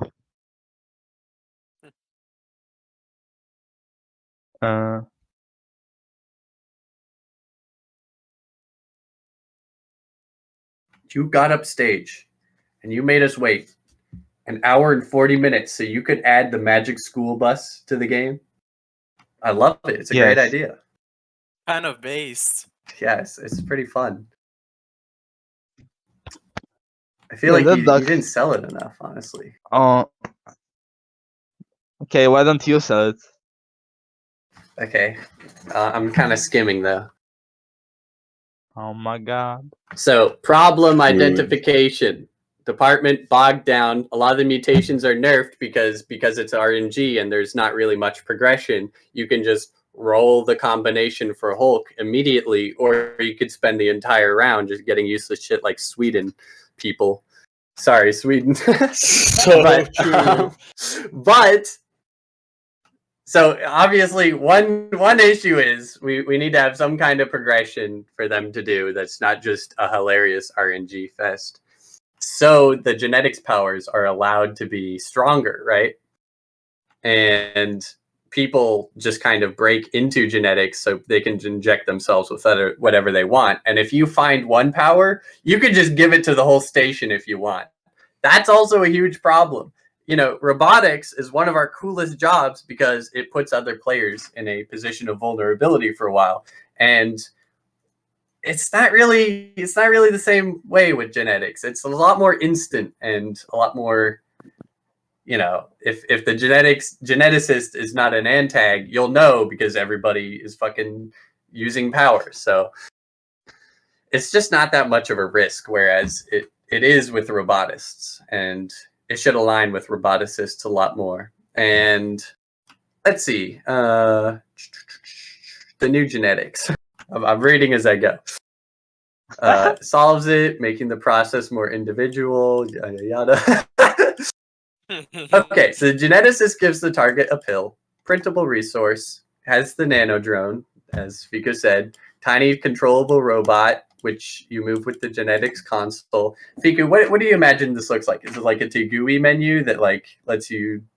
No, like you give them the pill, then you put them in the vat, and you turn on your console, and it's like it's like the Xenobio console or like the mining, the AUX based console, where you get a view of the drone and you control it. So it like generates a patch in like CentCom. Yeah, something like that. Man, that's fun. I like it. That's fantastic. It's kind of like if mining was good. Sorry, miners. Man, I'm just pissing off everyone today. So that's fantastic. The vat, you go through that and you modify the DNA in person. It's kind of like surgery if it was good. It's pretty fun. So that definitely makes the deserving part. That fixes the, do you deserve to just like get Hulk and pass it around to everybody? And it adds angry microscopic mobs, like you can fight white blood cells. It's very in theme with the retro sci-fi aesthetic. I like that. It splits appearance modification to a different machine. And can I just say for everybody, I love that. It's like who wants to change their appearance with anything but either a mulligan or kind of like a clone, like reclone, which no longer exists now that I say that out loud. I've always wanted to. It's on my like long-term to-do list to make the appearance modification part of genetics just like easier, simpler, more straightforward, more intuitive. I always imagined it to be more like a Borderlands like New You station than anything else. Just to be able to like go in and have like a geneticist like transform you from like head to body. Without having to fuck around with a weird wiki document that explains all the weird little esoteric parts of if you change this, you change eye color. I think that would find a lot of use and a lot of crew interaction and a lot more potential than it has now. Cattle said it exactly how I wanted it, just like it's perfect. Yeah, can you do it so I don't have to? It's a great way to split up the PR by having someone handle the appearance and someone handle the actual rest of the job. Yeah, after I've unfucked paper code, which is apparently causing people issues, so I'm gonna have a look into that sometime in March. How did we break paper code again? Apparently, standard hop forms for paperwork hops now to for some people make their clients lag to hell. So I've got to dive into that and investigate. Sorry, bureaucrats. Also, a progression element to Fiku's genetics. So as you go inside people with the nano pills (4), you can activate mutations, but you can also mess with stuff inside there that gives you progression points, and you can spend that on the tech web, which lets you suit the drone with more items to fight mobs. Wow, look at that. Ain't that crazy? For example, a micro laser, which can break through tissue, blocking the path. Well, that's not a mob, but it's a tool, so it's useful. And hey, maybe parts of people's, microscopic inner body system, the Hulk gene is behind tissue. They have to break down with progression. That could be a really cool system. Yeah, I agree. Final notes: instability gets removed. Mutations have more visual feedback. More powerful mutations require a special fuel, being unstable mutagen. Fuel can be obtained temporarily by chugging a bunch of mutagen, but it can also be stored on your in an implantable organ. Or finally, you can carry large mutagen tanks on your belt or back. That's pretty cool. Mutagens would directly use fuel from these sources to power themselves. That's also a possible tie-in to chemistry, and then we have interdepartmental cooperation. Yeah, you can flood the vat with chemistry, or the patient can drink something, and that can also help the drone in some way. You could I'm also just have happy it makes the backpacks a lot more competitive. different tiers or qualities of mutagen. And it also just opens up the risk that now chemists won't just have to defend themselves from botanists, but also from geneticists trying to steal the dispenser. Yeah, this is so cool. Fika, why didn't you mention that, huh? Why are you such a terrible public speaker, huh? True. Anyway, anyway, Breakdown. negative mutations would naturally regenerate fuel back into your organ or your tank, allowing you to take negative effects to use positive ones more often. That's super cool. I really like that. I'm a big fan of the burdened sect, which Fiku, you've done fantastic work on. And for people who don't know, you hurt yourself with like addictions, cutting off limbs, going blind, and stuff like that to gain some powers. Cool stuff. And chromosomes are removed. My favorite fucking part of this entire document. Fuck those things. I hate them. Why does no one love chromosomes? You can get super sneeze from chromosomes. No one uses Because them. it's fucking it's changing numbers, you know. It's like, oh, I got the lizard fire breath and I lower cooldown by 5 seconds and then it deals 20 more damage. It's just the most uninteresting way to modify genetics. Yes. So base. Anyways, Fiku, great idea that you presented. You should go ahead. You forgot one part, bro. You forgot one part. What is it? The randomness of the mutations, where the mutations you get depend on what happened to you in the round. So, for example, if you get shocked, then you have a higher chance of getting insulated or some other electric mutations. Ooh. The kind of mutation this is only uncovered once the gene is actually completed. See, this is the kind of grinding I like. Instead of just like, with mining skill, you're just hitting rocks for a while until you hit rocks faster. With this, you're running into an electric grill to fill your entire genes with shock-related mutations. That's fucking sick. I love it. Then someone's going to make a machine with disposals that throws you into an electric grill repeatedly. Let's fucking go. I did this purely for genetic reasons, I promise. You don't even need a disposal system. You only need like a conveyor belt to repeatedly ram you into a grill. Yeah, so fantastic. Is there anyone else here? Let me check hands. Maybe someone wants to enter the stage. Nope. Okay. Anything else anyone wants to say or anything like that? Questions, comments? Did we talk about the wallening while I was away? Right, the walleting. Yes, go ahead, really quick. I mean, not really Okay, quick. so- Just take your time. Okay, so to keep things relatively brief, the Wallonie is making a lot of good progress this time. It could actually happen this year. I am not joking this time. Basically, all that's really left is like fire locks, some wall mounts still remain. A few airlocks were still not resprited properly and need a passover. I think there was something about Ninja needing to improve some of the cutter stuff, if I remember correctly. Like I think some walls are not using the Cutter new stuff? Yeah, I think there was like some walls weren't cut up correctly because they used the old system and now Wait, are you there's talking about Action Ninja? Yeah, Action Ninja, yes. Yes. I'm talking about Action Ninja. The other ninja, then. The other ninja, sorry. There are two ninjas here.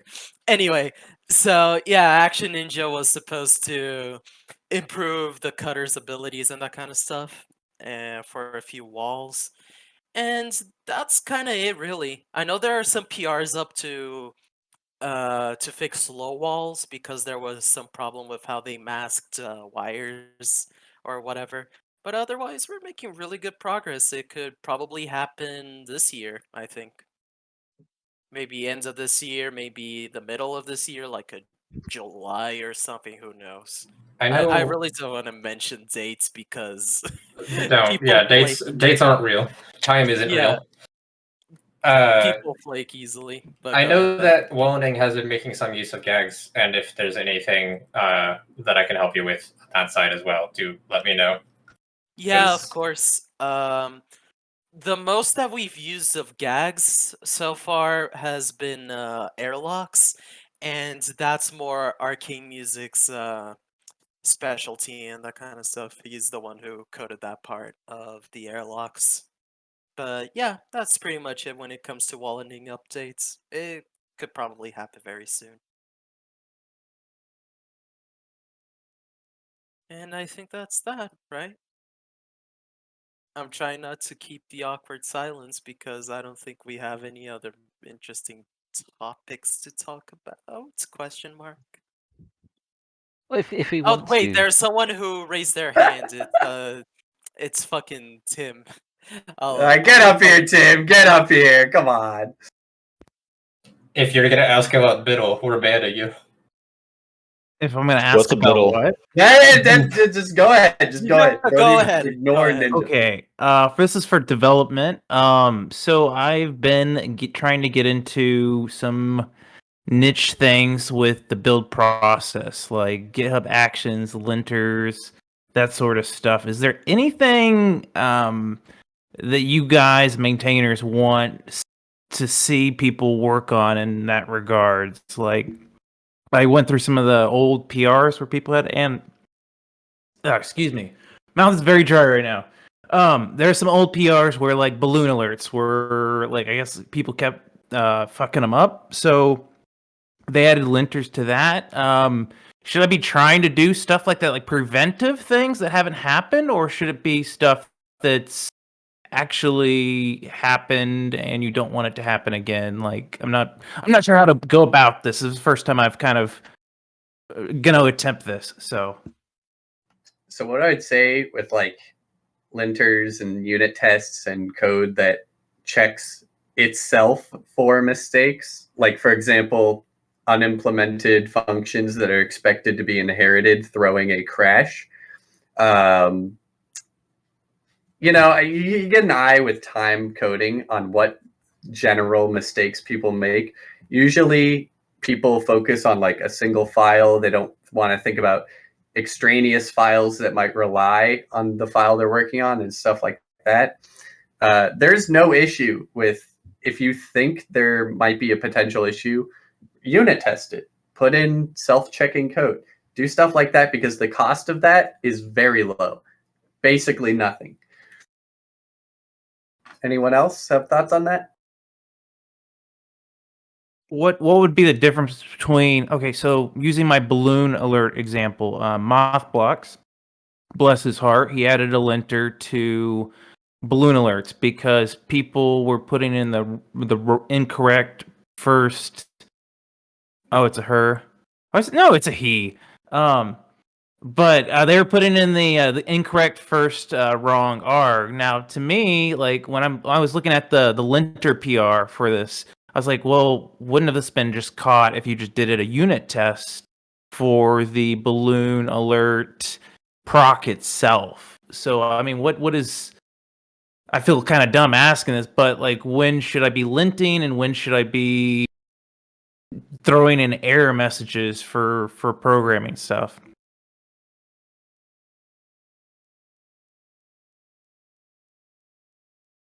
You stack trace whenever you are doing it in the code, obviously, and then you lint when you don't want it to happen for when you're writing the code, and then you unit test when it's a whole system coming together. It's pretty much it. If you're adding a system, write a unit test for it. That's a good start. If you want to just write tests, visit the good test candidates project that we have on the GitHub and go down the line and try to finish some of those. But otherwise, it's usually just go down it and see what you don't want to break, because that's the whole point of them, is to not break things. yeah. So I mean, like your equivalent of your runtime, so your stack traces and your crashes, they are for like any errors that you may want to pick up or track during runtime. Your linters are for stuff that you won't pick up during runtime, so like compile time errors. And then unit tests. Oh, I get it yeah. now. Okay, that makes sense. That makes sense. Yeah, Okay. and then the unit tests pull primarily from a mix of their own testing conditions themselves, so all the various asserts we use, as well as unit tests will fail on crashes and stack traces. So if you have any, like, if you're going through code and you think, like, if you want to do some early returns, if there are any areas where you'll have like the potential for something unexpected to happen, you see it a lot in TGUI's like UI Act stuff where user input can be arbitrary, and sometimes you'll go, if this user input is like this, they might be trying to exploit a system or do something weird. So you'll put in a crash or a stack trace. That's like a big thing for runtimes. Sorry, for runtime error checking, and then your linters and everything else are for compile time. That answered my question. I mean, the other maintainers did as well, but that was more figuring out when I should be using linters and when I should be using unit tests. So okay, cool. That's pretty much my only question, guys. So thank you for your time. So All right, thank you, Tim. We have 2 more people. Wayland, come on up. Hey, team. Just wanted to say thank you all for putting all this effort that you do, and I know we lost some people up here, but hopefully it gets extended to them. And TGUI gang represent. Thank you. You know, people are making fun of me for saying TGUI, but you know, I think that's correct. The first time I said TGUI over voice, I remember specifically saying T guy, and then Action Ninja laughed his head off at me. So don't be that T guy and say TGUI, okay?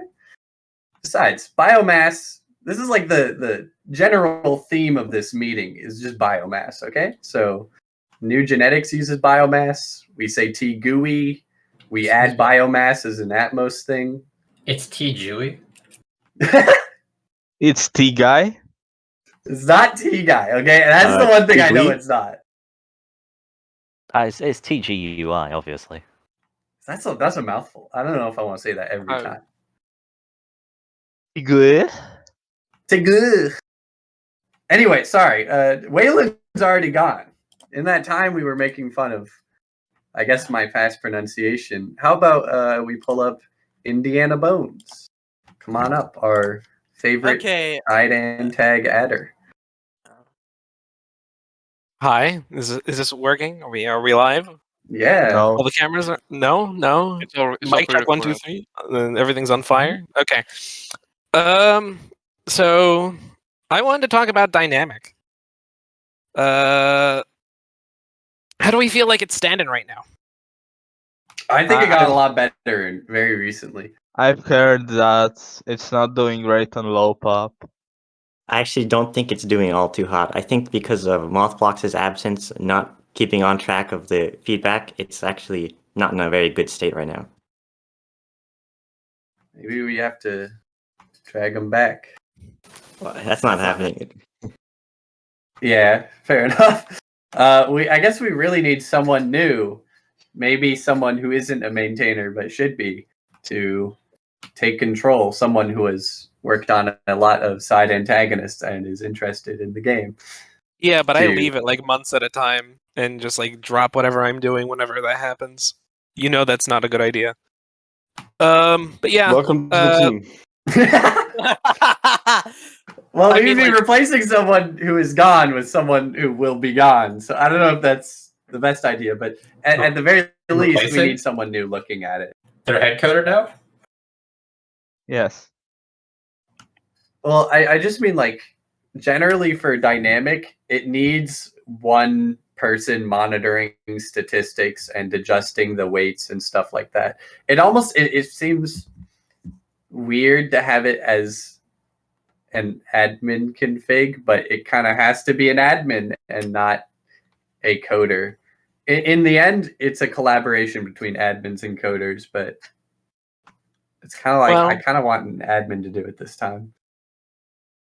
I mean, I like, think that. Oh, go yeah, on. go. You go ahead. I'm sorry. But yeah, I personally I kind of agree with who is this? I agree with Melbourne. I don't think it's in the greatest state right now. Yeah, I'm sorry. I don't recognize like all the Discord nicknames. I don't think it's like in the best spot right now. But I feel like that's also partially not just because of how the numbers are balanced, but also has to deal with some of the changes we've done to some of the antagonists recently. It's kind of created an awkward situation. Now, the hard thing about talking about this, though, is that everyone's going to have like a different opinion on how this is things should play out, and like to what range and how often, so on and so forth. But I do feel like, and I'm be interested to hear what other people think about this statement. Is I feel like there's an issue where a lot of our main line antags, our big beefy boys, the heavy hitters, the traders, the people that spawn around start. I feel like, except in like some specific scenarios, they don't end up doing as much antagonism as they they kind of should be, except in like low pop scenarios. I feel like in high pop, most of them are like not really reaching their full potential. I think that we have. I don't know if we have the statistics to back that one up, but I just want to hear what you think. I feel like the mid-round antags end up kind of doing more, but I don't think that's how it should play. What I dislike about Dynamic's current implementation compared to like the old system of game modes before we had 24/7 Dynamic, is that to me Dynamic feels very disordered and chaotic. Beforehand, like game modes had like an express theme, like traitors and lings, blood brothers. You'd have like a revs round, wizard, like things would sort of follow a certain theme for that shift, whereas Dynamic just doesn't give a shit. It will throw in whatever the fuck it wants, whenever the fuck it wants, with no rhyme, no reason, and no particular reference to like what any antag's doing, what any antag's capable of. The chaos can be fun, but in in a sense of like creating a sort of a cohesive story for the shift, I find it could just throw antags at the wall, see what sticks, and it's not always that successful. I agree with pretty much everything you just said. I feel like the randomization is kind of starting to crop up as an issue, and especially since you have to realize like how massive of a shift the gameplay was, where essentially we were completely antag focused in terms of the scope of the round. Like once the antags were gone, the round's over. That's it.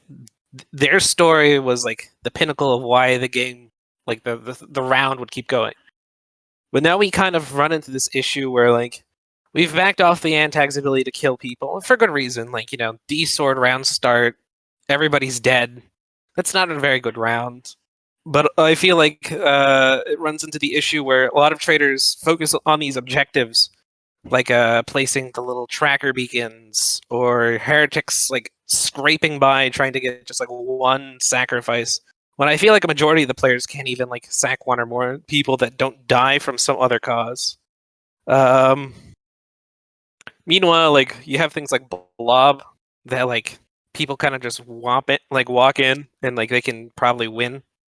I feel like the mid rounds are doing more than the main rounds. I think that's my main issue with it. I feel like maybe it might be something to look into.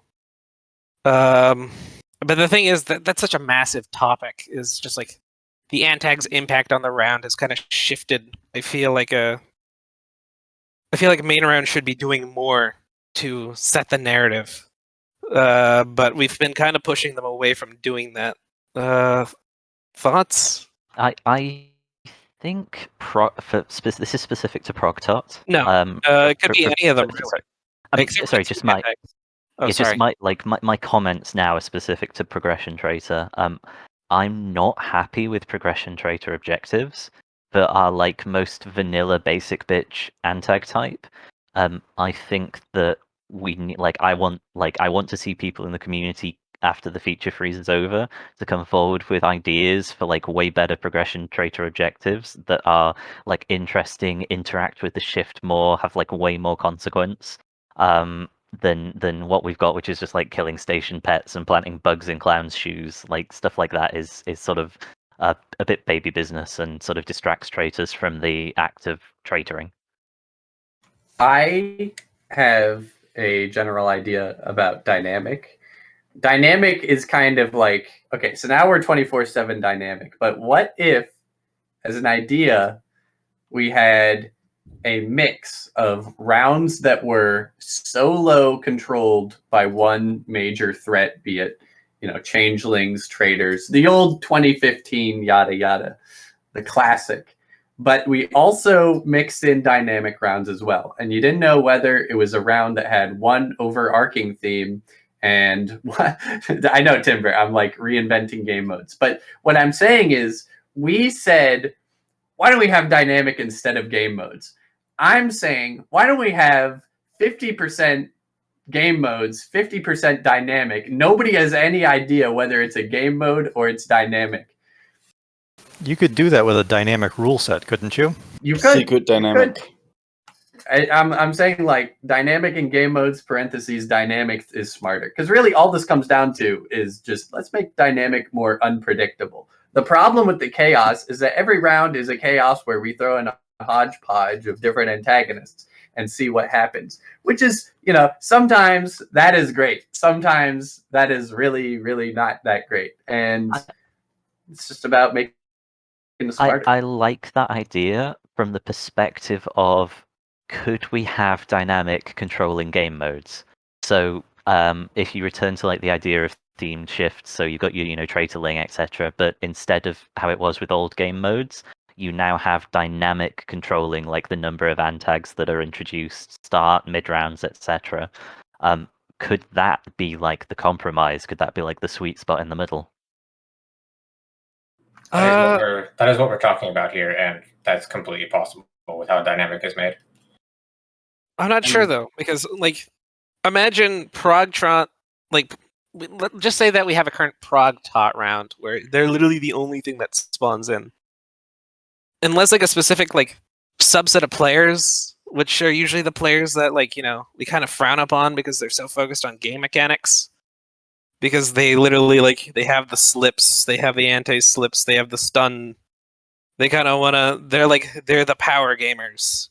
I feel like Progtrot in the hands of most people is not really effective. They'll follow their objectives, they'll put a little couple bugs on some random crap, which don't do anything. They probably should have some negative effect, but they don't. I'm not sure if it would actually play out to be that interesting is the problem. I feel like maybe we'd have to make additional tweaks to our antags. Heretic, another one. I feel like Heretic kind of suffers. You pretty much need to have a pretty strong know-how on how to literally get anything done as designed by the antag, because you need to have game mechanics, like being able to shut people, know how to stun them properly, etc. Know how to be squeaky clean when killing people. Don't leave fingerprints. I think it's a lot to ask. I feel like the issue with it though is with the main antags is like, you have to be extremely good at the game to pull it off most of the time and actually get some actual antagonism done instead of just like leaving a couple bugs on the floor. That's kind of the issue. I feel like there needs to be some sort of repercussion for letting these threats go on. They kind of don't end up doing anything a lot of the time, except like the bomb. The trader bomb's literally like the biggest thing. Because it's like bombs in general, even like, because explosions just like screw the round up. If a bomb goes off that's a specific size, it's game over. You can't fix it. Everybody goes home. Firelock hell. I definitely agree. This is of course like diving more into like antags in general, but dynamic all ties into it because depending on what your antags do will depend on how good dynamic is. But I have always thought that an individual antag should be stronger than like an individual player. Like I dislike the idea that we have valid hunters because it offends my sense of Space Station 13 that a normal crew member can go hunting for an antag without fear and could probably kill them. I think like 1v1, an antag should just win every fight, and the benefit the crew has is that there's a lot more of them than there are of antags. So definitely in that respect, I think that Progtot is very weak early on, and I understand that that's sort of by design. But oh god, I wish they were just that little bit stronger, and that their objectives weren't just like the early objectives for like farming up TC weren't just so like obnoxiously brain dead.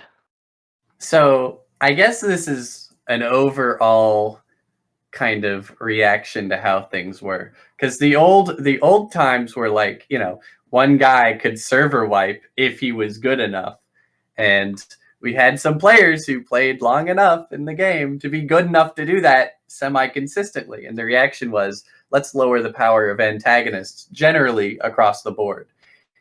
Maybe intentionally, maybe unintentionally through power creeping the station. But I think it's safe to say, and people would generally agree, that we went too far in that direction, and we should re-add some across the board general antagonist, either buffs or station nerfs. And I'm leaning more towards station nerfs, because station has gotten very strong and very good over time at stopping antagonists. And we generally play at pretty high populations, and so it can be tough. I think Heretic, it's funny you brought up that antag, because I think that's like one of our best antags, but damn, does it have a task set out for him. I don't think the solution is just, I like Heretic right now. I wouldn't change him, but I would make the station a little bit weaker. And I would actually re-add Shadowlings almost entirely in the state they were removed in. And I'm not even kidding about that either. I would be interested in adding them. That brings up another discussion topic as well, which is, if you all remember, we had a little poll back a while ago about like what people's favorite antagonists were, both from the mid-round pool and from the main round pool. I think the only thing that's come of that is the Nightmare change that lets him do a thing that, no offense, but like it's very cool flavor-wise, that you can scare people and like give them heart attacks by like hugging them or whatever. But it only affects people that are in complete darkness, and most people have means of negating that entirely when fighting Nightmare. People have come up with some extremely disgusting strategies. But none of the other antagonists that ranked low, I think, got any changes. Sentient Disease, I think, was the worst, I think, because Sentient Disease is bad. I just wanted to see if anyone had any ideas on further changing those guys that like ranked low. Someone should pull up the actual results. You know what, Melbert? You're posting pictures of cats eating corn. Can you find the results instead? Wow, called out. All right, let's take the sticker. They're the only person. I looked in chat. That's what they're doing. And we just need the stats from anybody so we can actually comment on what are the worst. But yeah, I mean, like, just reading some of the things in chat, Nightmare gets countered by so much. I mean, like, a single flash can take Nightmare out. It's kind of silly. I don't find Nightmare that scary. It's meant to be like the kind of like main goblin, where like if there's a Nightmare and you're in maintenance, you should be like fucking terrified and you want to get out of maintenance. But it seems just so trivially like countered. You flash him, you set him on fire. You can use a stun baton, the holy grail of all antag stopping. Even works on. Shadowling solved this a long time ago by realizing it's pretty much impossible to stop all the like 30 ways someone can sneak a flashlight to you. And, whether, we had to stop dragging, we had to stop Borg lights, and then we had to, we keep patching stuff. We should probably just have an ability that turns off light sources in an area around himself. That probably Give makes him sense. negative lighting. Negative lighting would be fantastic. The only problem with negative lighting is that it doesn't work with mobile lights, which is like the one thing that people are going to have. If you have a dark light, it doesn't cancel out mobile lighting, which just breaks my heart. Yeah.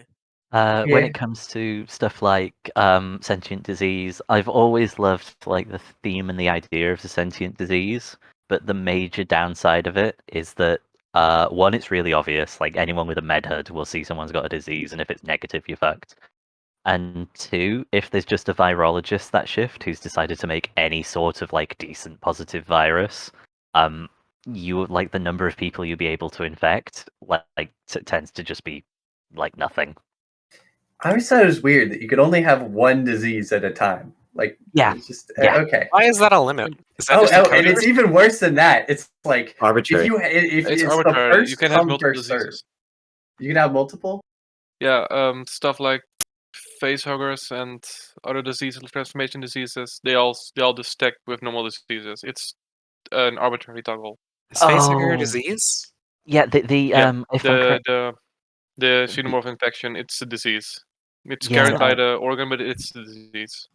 Can I just say, as we look at these results in chat, I just want to say congratulations to Blob for going from like the shittest attack ever to actually good. Blob is actually great now, and it used to be awful. So the things we should be looking at are cultist, changeling, a little, but I think changeling got a lot better with the hive mind buff. Holy crap, I love that. Can I say something that I think might be a little this might be controversial? Have we ever thought about doing Thingling instead of Changeling? Yes. That was my first idea years ago. It was Harm's idea. He never finished it, the bastard. I was okay. That time in my life was very different to how I am now. So I could definitely give a second stab at it. I'm kind of currently more interested in adding what's its face? Shadowlings. But after Shadowlings, I could give an attempt on Thinglings, sure. Why were Shadowlings removed anyway? I told that story in this very meeting. What happened was Zeus got some really negative comments on the game servers from people that were saying shadowing was shit. It was one of my favorite jobs. And honestly, I'm not going to pretend like it was perfect, but it was not bad. So, but the creator had a really negative reaction to those people shit talking the game mode. They PR'd a full removal in reaction, and because we just had a different ideology back then, we said, sure, remove it. And by we, I'm keeping kind of royal because I wasn't part of the team back then. But it was like, you added the antag, you get to remove it. The way we figured is if we would still do that now. If someone implements something and they're maintaining it and it's especially if it's relatively recent, if they don't want to maintain it anymore and we can't really find someone else who would want to maintain it, yeah, we're just going to remove it. It's the most sensible option. I think fugitives, I PR'd them getting removed because I thought they weren't working out, and they were saved. Thieves were not saved. Rest in peace, Thieves. Goof wanted to save Thieves, but he wanted to, but let's be honest. Anybody else? I was willing to let him try, but the other head coders overruled me on that one.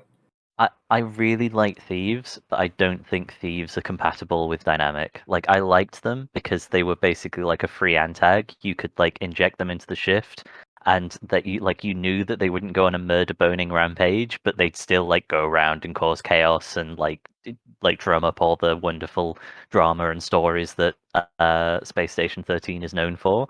But because they were part of Dynamic, it just felt like wasted threat if a thief got rolled rather than any other antag at all. I think it did waste threat, and then we fixed it, but it was already too late, and everybody already internalized it as a threat waster. Mothblocks pulled up some statistics on thieves were honestly taking one threat and then it would roll something else, but people were already, it was too late. People in the minds of the people, thieves took up too much threat because they did for a very long time because of honestly there was some tweaks that had to be made to Dynamic.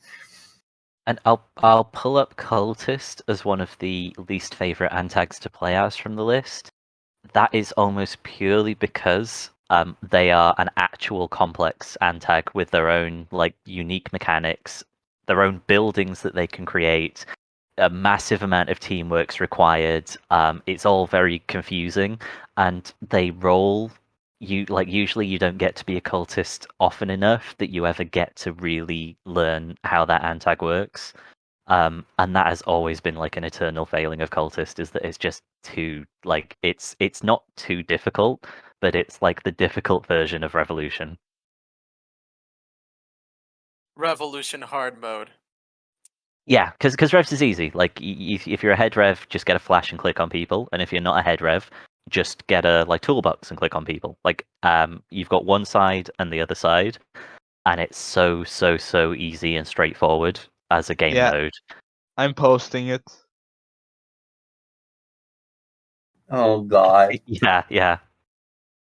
The one of our admins, Drag, the Drag meme, one of our MRP admins, before they got adminned, they helped and asked if they could run a cult training session in a Thunderdome in Manuel, and I sort of I let them do that and oversaw it and spawned stuff in for them.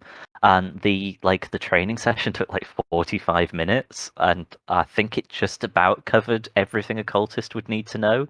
But my God, there is a lot to consider for cult, and it doesn't make it an enjoyable experience unless you actually know it. And that has been true for pretty much all of its existence. Yeah, it's the eternal quandary, because I think that from what I learned in that little Thunderdome workshop, it's such an awesome antag with like all these tools and like all these interactions, and everything's like super cool and awesome and neat. And if everyone knew how to do it, it would be such a fucking kick-ass game mode. And then you get to the point where you've got like a million cultists, you've got to sacrifice the guy in the library, and nobody knows how to do it. And it's just an exercise in genuine cock and ball torture. It is terrible. Well, at the very least, I would say that cult has improved over older, even more difficult times with cult. It's Oh, just a bring very back slow paper progression, cult. and the core issue Yeah, the old is word cult with reduced. the research words. The paper cult was also a mystery for new players, and the wiki was really bad at that time. So paper cult was like nearly impossible. And then there was I think probably one of the best changes to cult was the cult leader, just for the fact that like you have somebody to get everybody in shape. But yeah, I think it just needs no, I have no idea what it needs. I think it. Yeah, go ahead. If I had to throw in my opinion on cult, I feel like there's a lot of like weird tools hidden away on like those old like black and white menus with just text.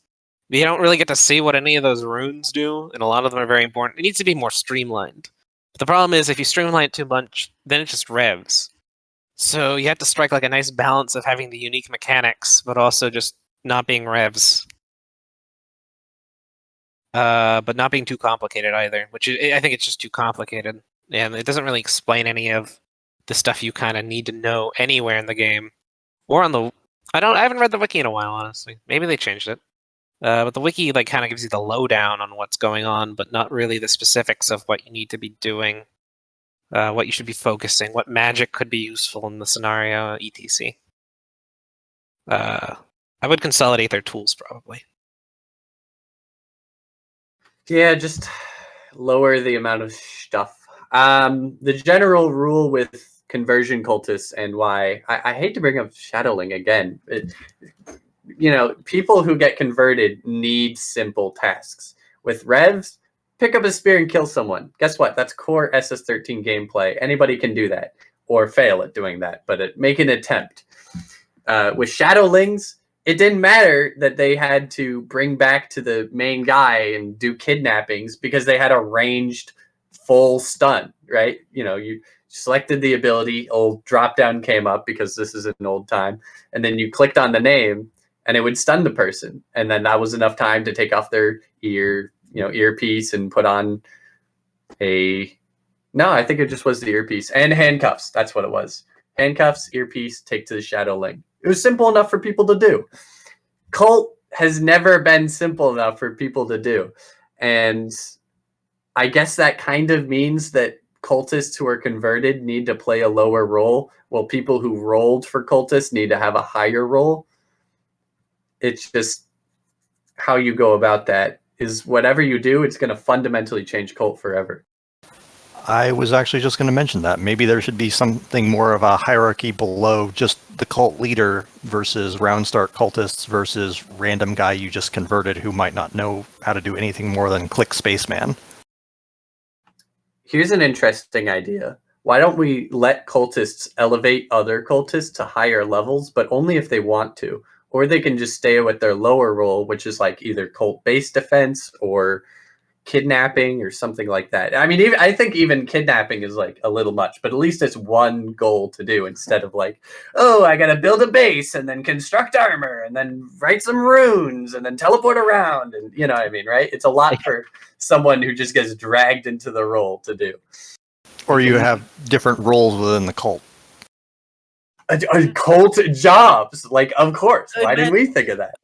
Look, imagine like a cult wizard or like some cult melee guy with like a huge fucking claymore. That would be fun and more straightforward. Just like Security breaking down the door, and the guy says, "Hey, I'm just the cult pharmacist. What are you doing, man?" It's great though. It's like actually kind of makes sense. Yeah. Hear me out here. Playable Narcy. I'm 100%. I've always been 100% okay with that. Shadowling the Ascension being going around instantly either mind controlling people or exploding their head, or just having a random fucking ice lightning ability for no reason. No Amazing reason at all, because they have the head explode and the brainwashing. It's like people loved playing that. And it was an awesome finale, and it did make the station feel like I gotta escape from the basically like worse than singularity threat. There should be more things that justify using the self-destruct. Put the dead chat controlled singulo component on Narcy. Base and I entirely agree with both of those, but especially Vire's idea. It's such a good storytelling device. We should have more storytelling. Like, aren't we a story simulator? We're an MRP focused code base. yes, that is true.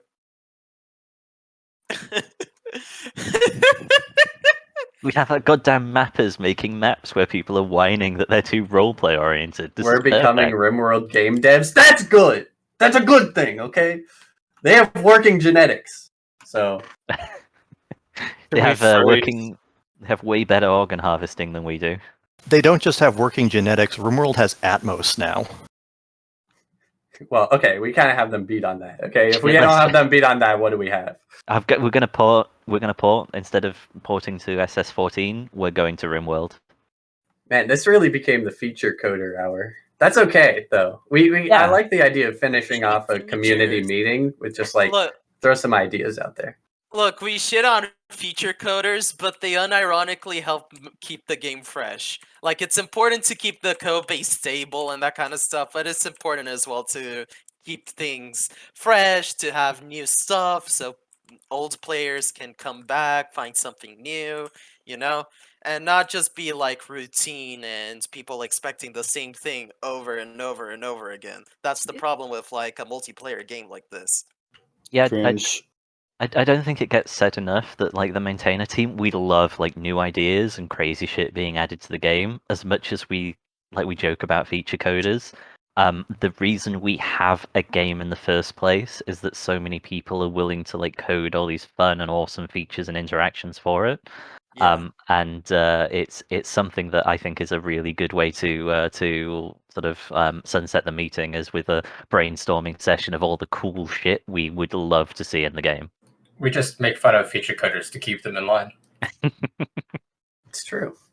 Yeah, honestly, I mean, I added the co-op mecha because I wanted to. I added the tram because I wanted to. That's a lot of power that you can have if you add your own ideas. And it's not like I want to tweak numbers. Just add something, throw something in there. Make something new for the roboticist to build. Why not? Just have fun with it. But, okay, I'm going to check hands up. Okay, we have one more hands up. And then when we're out of hands up, I'm just going to call the meeting, I think. Come on up, Tim. ×2.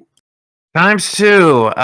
Gameplay question here. You guys are talking about antags. How do you feel about a progressive changeling, like coded in the way that heretics and traitors kind of have?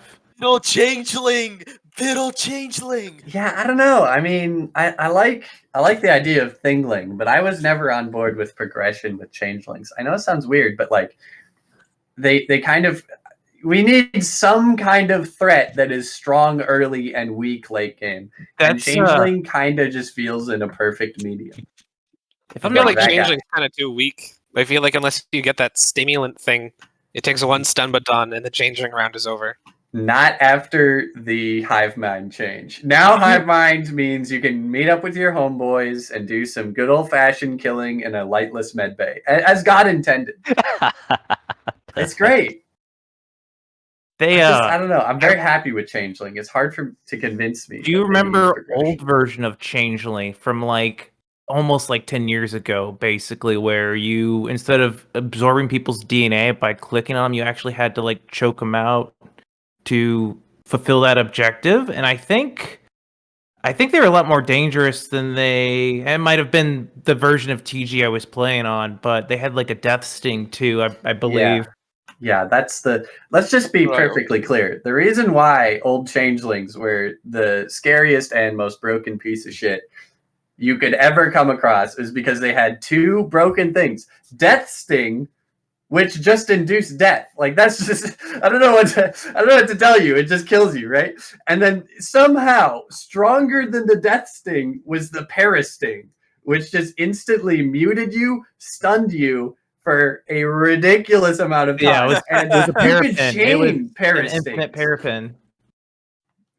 Parapen was kind of like the trader equivalent of that. I remember one of my first experiences playing this game was I joined the station, I walked to the hop line, a trader ran up to me, parapenned me, attached to C4, and then ran away. And because it was the old time, we didn't have dismemberment, so it just deleted your body. So that was a classic combo. That was like the old school combo is Parapen, C4, GG.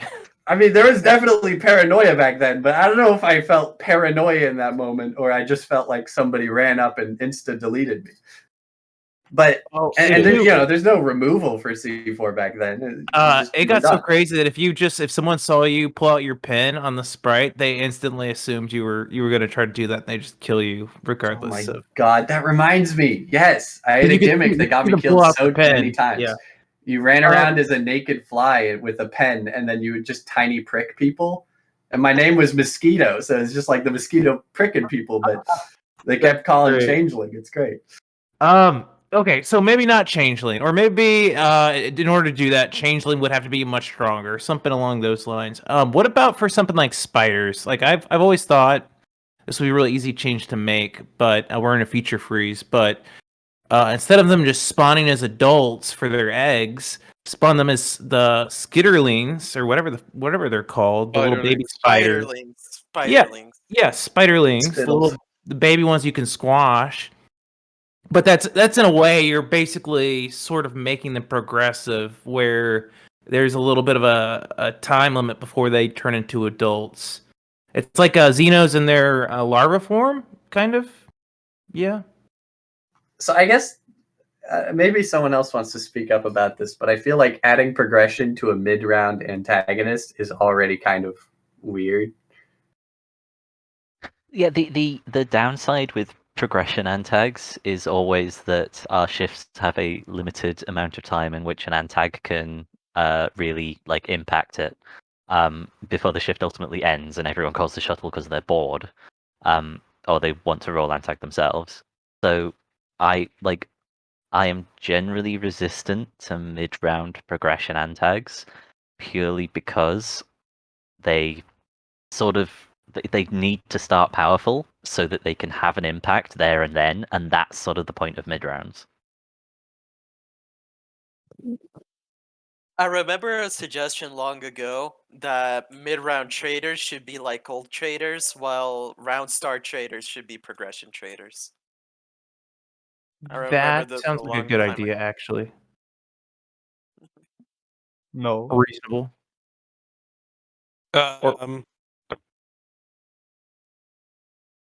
Yeah, that's all I wanted to ask was progressive changelings, and then maybe like a baby spider spawn, just like there's baby Xenos, since their spiders are almost as they're almost as lethal as xenomorphs.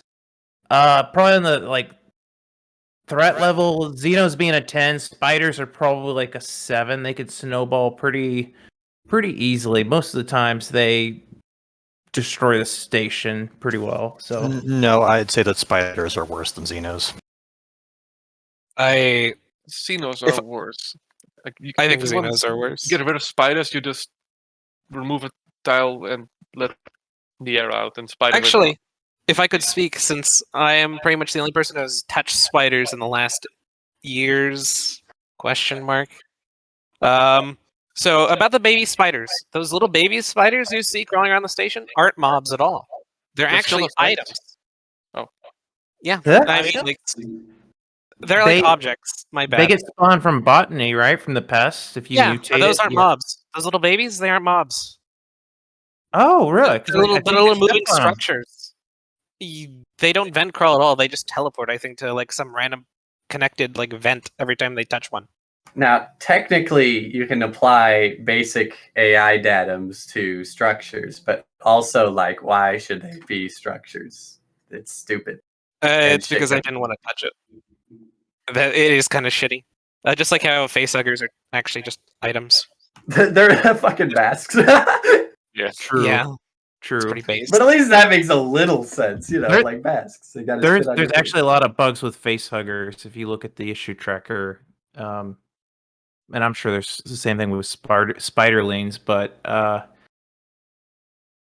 yeah. So that's go ahead. There is something that I don't think, like I did like a couple of weird changes to spiders. Like they're the only simple mob that can catch on fire. I don't think anyone knows about that because I've barely ever seen it used. They're also one of the 2 simple mobs that can be stunned. I did actually want to bring up spiders because they ranked pretty low on the play as section. They were second to last. In terms of changing spiders to be more fun or interesting. Oh yeah, I stole your code from Thinglings, but the thing is, Thinglings was like a temp thing. They're the only like current like in the code base thing that can catch on fire. That's a simple mob. I don't know if basic mobs can catch on fire. You know, They used to glitchy kind of like light on fire, but not really. just while we're talking about Thinglings, I would be okay if we did a game mode. Some rounds are game modes, right? And some rounds are dynamic. One good game mode idea would kind of be Thinglings as Fiku and I implemented them, where they were changelings that converted other changelings but instantly died to fire. Like, okay, it wasn't instant, but it was like you take 25 per tick and you're also perma-stunned. So fire killed them, but they're converting changelings. That would be kind of a fun round. Round ends when either all changelings take over or all changelings are dead. So it's like revs. Yeah, that's basically what you're saying. It's like revs on like super crack. Yes. Oh, that would be really cool. That'd be crazy, actually. Yeah, I wouldn't go so fast into cool, but it would be worth doing as a rare round type. Jungle Fever. People will be burning each other for tests. We have permanently disabled nations, which, by the way, I think admin should run more often. We can make permanently disabled version of that for future use. Isn't it February? Like we're frozen? Yes. Yeah, but afterwards. Anyway, is that everything with your question and suggestions It and is. ideas? It is. Yeah. That's. Okay. I was just spitballing that because that's something like on my to-do list. I was like, progressive changelings. I But thought it was a great contribution. Even if Amelia thinks it sucks. I'm glad you said it anyway. Feel free to honestly stick around if you want or just go. Either of you. I feel like towards the end we might as well just have people in here. Okay, so one more thing, because that was really fun, the last coderbus meeting. So remember last coderbus meeting when we were talking about funny issues or really interesting moments during our code base or whatever? I don't remember that. Yeah, good for you, but I do remember that. I remember we were talking about like really interesting issues or whatever. Do you have any idea of that? Like any cool stories in the code base and that kind of stuff? Are you talking about like fuck up of the year candidates type thing? Yeah, kind of like that, but not really. More so interesting moments, like interesting bug fixes or interesting stuff like So that. So something I wanted to point out earlier, Indy was talking about simple mobs being lit on fire. One of the oldest issues in the repository right now is certain mobs being set on fire, and the example is the Queen of Xenomorph. It's like super bugged to hell because they use the human sprite to set things on fire, and it's been in the repository for uh maybe 5-6 years, and no one's fixed it. People keep Hold on. commenting on it, but nobody's fixed it. Hold on, I can And explain to you if you want to know why that happens. Would you be willing to hear an explanation that makes sense? Sure, go for it. But I see it. I'm subscribed to that issue, and I think it's hilarious Okay, just because so it's you this know how very old issue. Xenomorph queens have like that small sprite? Like the Yeah, one that yeah, makes you, them look like tiny? Okay, so here's the thing about that though, right? Is that you know that that's client side. Well, overlays aren't client side. So eventually at some point the code broke. I guess there was some means of changing the overlay at one point or something. But basically what happens is that the Xeno Queen is always showing the small sprites version of fire to everyone, including itself. There's a lot of issues with small sprites. I've been recently looking into it because Space Dragon is also like has an issue where all his overlays are broken because someone added a small sprite after I removed it. I'm very upset about it. I'm thinking there's got to be a better solution than having small sprites. I was just thinking about letting big mobs make themselves transparent and click through. Well, And we had that fun new functionality that Time Green added. yep, The I already component. have a version of it working on my computer that took his functionality, but just made it so client like big mobs could like turn themselves transparent on their end and click through themselves. Time Green's work was excellent on that, and I saw the opportunity as soon as he had it merged. It's beautiful. It's just an overlay that's click through that only the client can see. But The only thing is though is I need to figure out a way to update the image that's like standing in for the mob. you can probably just hook onto the update icon signal and then update your overlay. Because like unlike objects, like mobs change position, they change how they look and whatnot, you know? You know, I don't want to be the enemy of progress here, but this seems like a conversation that could be had, you know, at any time. We don't need a community meeting for it. And we're waiting on everybody Shed to needs to find know it. about overlays. I'm informing the people of these problems that are real. Everyone Also- needs to know about this, obviously. I'll share my story for It's real in a positive. 2023. Can I interject? A problem I see with the issue tracker community meeting. So this affects a lot of the players because we tell them to report bugs, and being an issue Janny, I kind of and a few others. I'm sure Nova has experienced this a lot, but we get a lot of duplicate issues. And I wrote a guide for how to be an issue Janny and what to do for like duplicate issues. And usually my go-to thing is pick the issue that has the most pertinent information, even if it's not as old, and close all the others. But what I've been seeing the last month or 2 months is sometimes stuff that's even not an issue keeps popping up, or people are trying to bump like necro their issues, and I always feel bad because like I know you want this fixed, but otherwise, it's gonna spam the issue tracker. Like, I mean, what? I feel like I'm doing it wrong. So, like, should there be some kind of different procedure? But Like their own issues? Like the bumping their own issues just to make a and notification? not just that person, but I've seen multiple players will mention an issue, and they're it's basically necroing. You're necroing issues, and It's kind of like they have an issue that's affecting them in game, but they're not fixing it, and nobody else is fixing it. exactly. I'm very tempted to instead of closing the old issue, the original, like the oldest or the most relevant one, just closing all of them except for the new one, because the bugs that do get fixed predominantly is usually the ones on the first page. So, if you wanted to bring it to bug fixers' attention, that's usually where people will be picking their issues to fix. Very rarely do people go to page 15 out of 75 pages on the issue tracker to go fix this bug. So, I mean, that's what I'm leaning towards doing. But I've not talked with maintainers, other issue jannies about that. I haven't really had that much time. But I just want to see how you guys feel about that.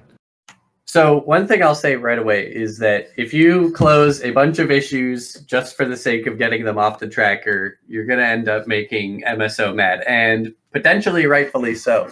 The only way I would say that is acceptable is a way to bump an issue where it closes the old one and makes a new one and brings over the chat.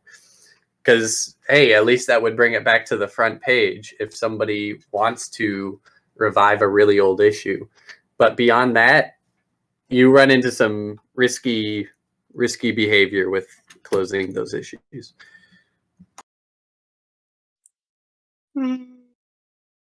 You can link the old issues, any of the ones that were mentioned in the original issue.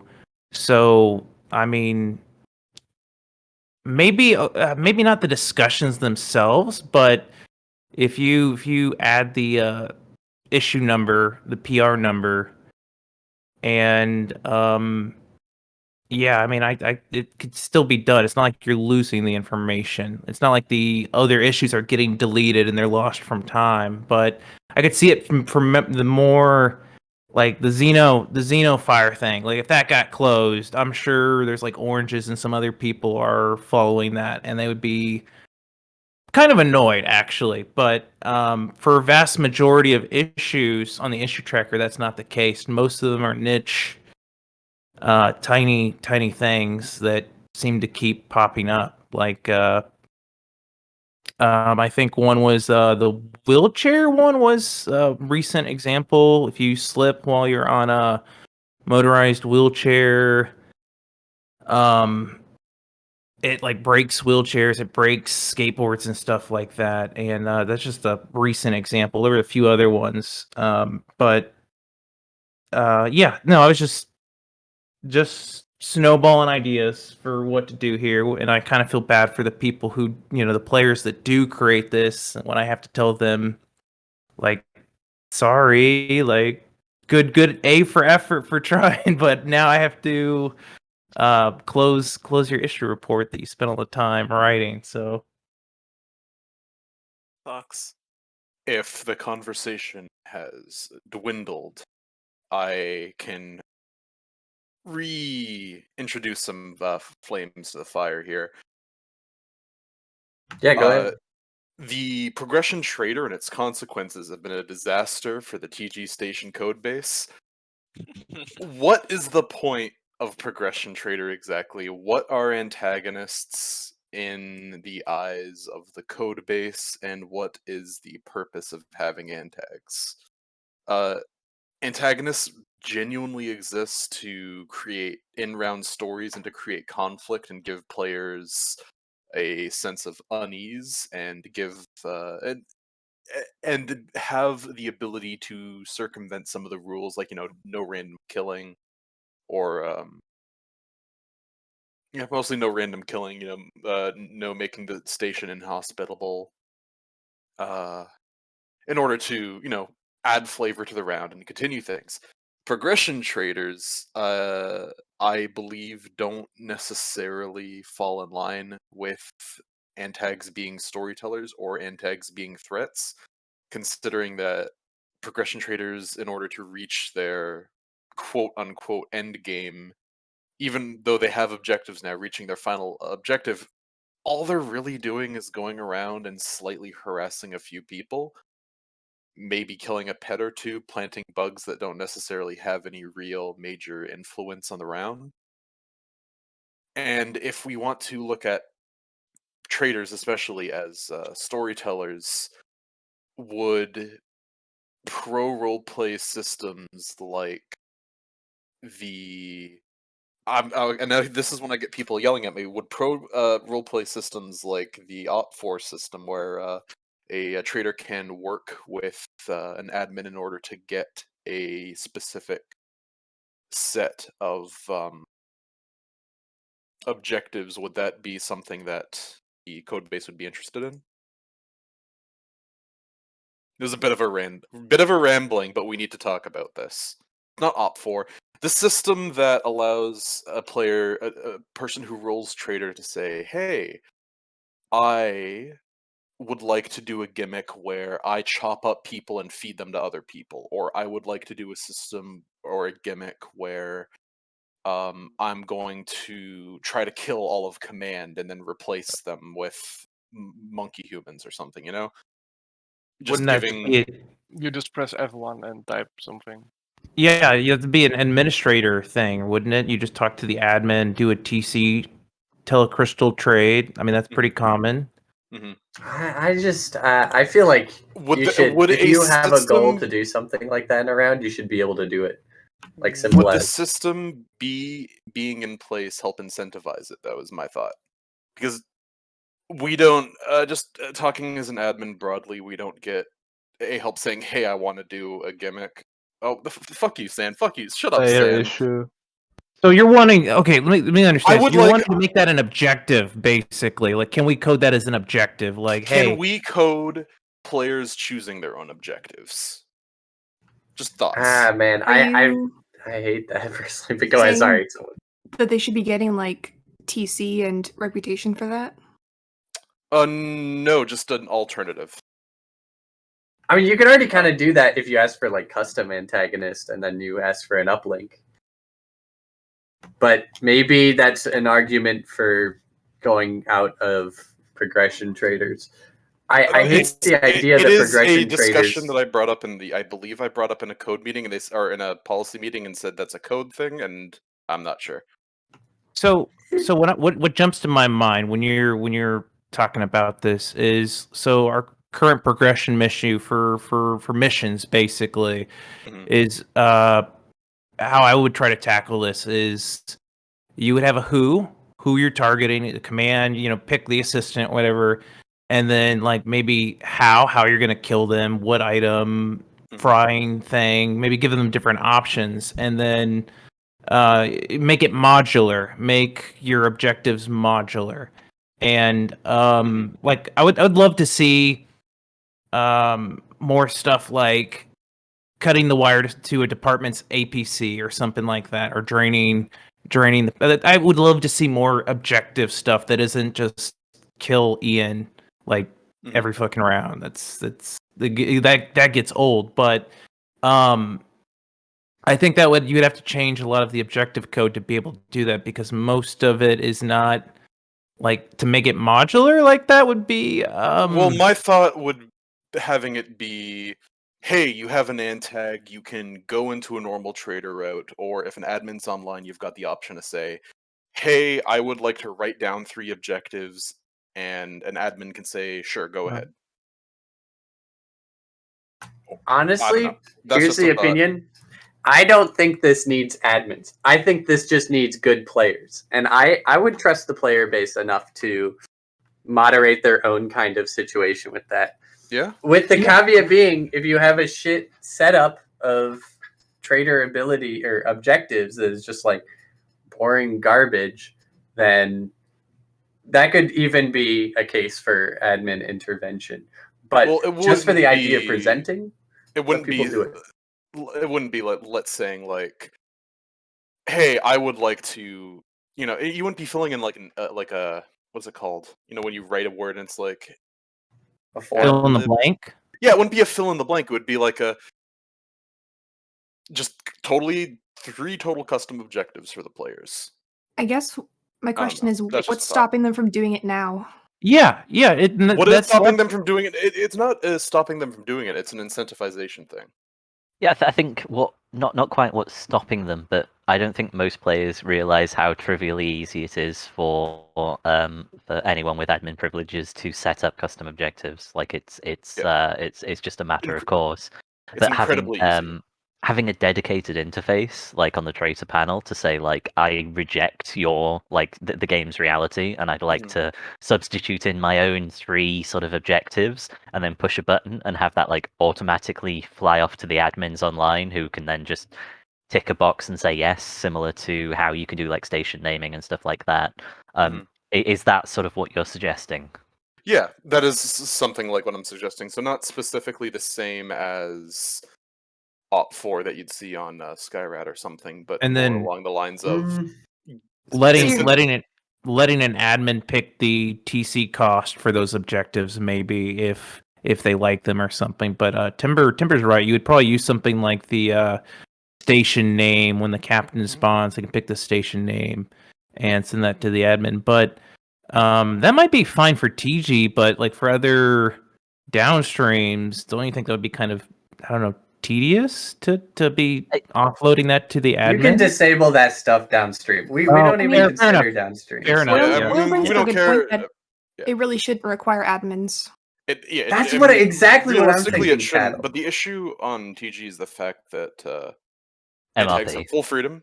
Yeah, MRP is the issue on TG, because if you provide this to an LRP player, nothing really changes because they can already do those things. All this all this would theoretically would be an incentivization for trying more things other than just kill everyone. Try for I something think silly. this works. MRP This works on any server. Because here's the thing: if somebody starts around and they say to themselves, "I want to kidnap somebody and hold them hostage and do some really creative gimmick," the worry here is not good faith. And if the worry is not good faith, then you don't have to send it to an admin. Just let them cook and write their own objectives and tick them off when they're complete. This is seriously 100% a let them cook situation. Do you believe I would it's a be let them cook fine issue? letting them write every objective and tick off when they're done. I would be perfectly cool with that, and people would use it very well. Honestly, they would. Or add more trader flavors. Or more trader flavors. Also good. And I'm kind of shilling my own feature now by agreeing with that, If but we bring trader flavors back, we can also bring the kits. I have an idea. Trader How kits. about traitor flavor? You're going postal too. Wait, we okay, wait, restart that. Wait, Fico, what the fuck are you talking about? You want postal too? Yeah. You can already go postal, but you can't go postal too. The sequel. Oh, it's the sequel. Dude, that's my so a favorite gamer Alvin and the Chipmunks reference. movie. The cake is a lie. Whoa. Happy New Year. This is a triumph. Whoa. Making a note here. Is that from Portal? Bro, this is just like my Half-Life 2 video game. Idea. Yeah. This really you is the are Space the Station Team Fortress. New idea. Can we just add the Family Guy outfits to TG Station? Okay. Hold on. Let's rein it back in. That stupid Peter mapping thing. Hey, Peter, remember the time I died on DG Station? Let's just hold on. Step back. Just step back. So back to the idea of custom antagonist. Jesus Christ. Back to the idea of custom antagonists. We can just have a button when you start Trader for the first, say, 5 minutes that says, I have a custom idea for the round. Disable progression, give the 20 TC. Hold on, that might not work because then people use it to bypass progression, which is fair, and we're going to have to decide on how the fate of progression is. It might have to happen, but Oranges really likes it, and like honestly, I know why it's been he isn't here to defend himself now, is he? The problem with progression is that the objectives suck. That's it. Yeah, and a main thing for the reason progression was brought in, I seem to recall a big push for it, because like antags were just buying like syndicate bombs and like blowing the station up from like T-1 minute into the shift. That there are like ways to give an antag a full set of TC at the start, while also time gating the like more powerful murder tools for later on in the shift. If Yeah, the we can antag like. so chooses. But you can still just I make mean, maybe that is a better solution for progression traders, is to just time gate things, but not objective gate things. And then let them, if they want, do the normal objectives, which, by the way, if you think about it, green text is really just an incentive for people to antagonize. Let them replace their incentive flavor with their own custom incentive flavor, and let them do what they want with the round, and just time gate the bombs and shit like that. What do we think about that? I think that's a the great idea. I the also think we should just get rid of objectives. MRP. It's a joke. It's a joke. So I also true. believe that we removed C4ing bomb cores. We did. That was good. That was That's a very good good. change. I don't Speaking regret of that. I C4, don't even blink. I Isn't think the strategy of min I think capping the C4 has like a 30 minutes prog, so you need 30 minutes to buy a fucking stick of C4. Like I some think of the the objective side of shit progression is traders insane. is definitely what holds it back. And Yeah, the actual delay might have been enough to just make trader not so I go and explode medbay. Now we all have to restart the round. I actually remember I argued for progression traders, and I said, when people don't like tram station, and this was true. When people don't like tram station, they buy a syndicate bomb, they go to medbay, and they do the C4 trick to instantly vaporize medbay. And it was the most degenerate way to force a new round on every other player on the game. We could have fixed that with a lot less than a hammer. We used to have a player that did C4 bomb in the med bay every single round where they were a trader. Maybe they should have been fucking banned. Maybe they shouldn't have been able to play the goddamn game. Excuse policy. Here's my policy. Maybe people who don't want to role play shouldn't play the fucking game. I don't know. Just Yeah, I ideas. don't know. Maybe it's like we have a game with a lot of people who don't want to be good faith That's players. a bingo. It is a bingo. It is a bingo. When prog-tots were first introduced, I always I did not follow them at all. I just thought in the back of my head, oh cool, we're making like contractors, but like more awesome. That's what I always thought with prog-tots. Like this is like contractor, which is like such a fucking awesome. Like you get like a random set of items, you go like abduct players, you go do some shit, you get TC, you become like uber powerful, and then you like roll the station after like 1.5 hours. That's how I thought it would work, but instead it just feels like minor petty fetch quest simulator, and that has always made me sad.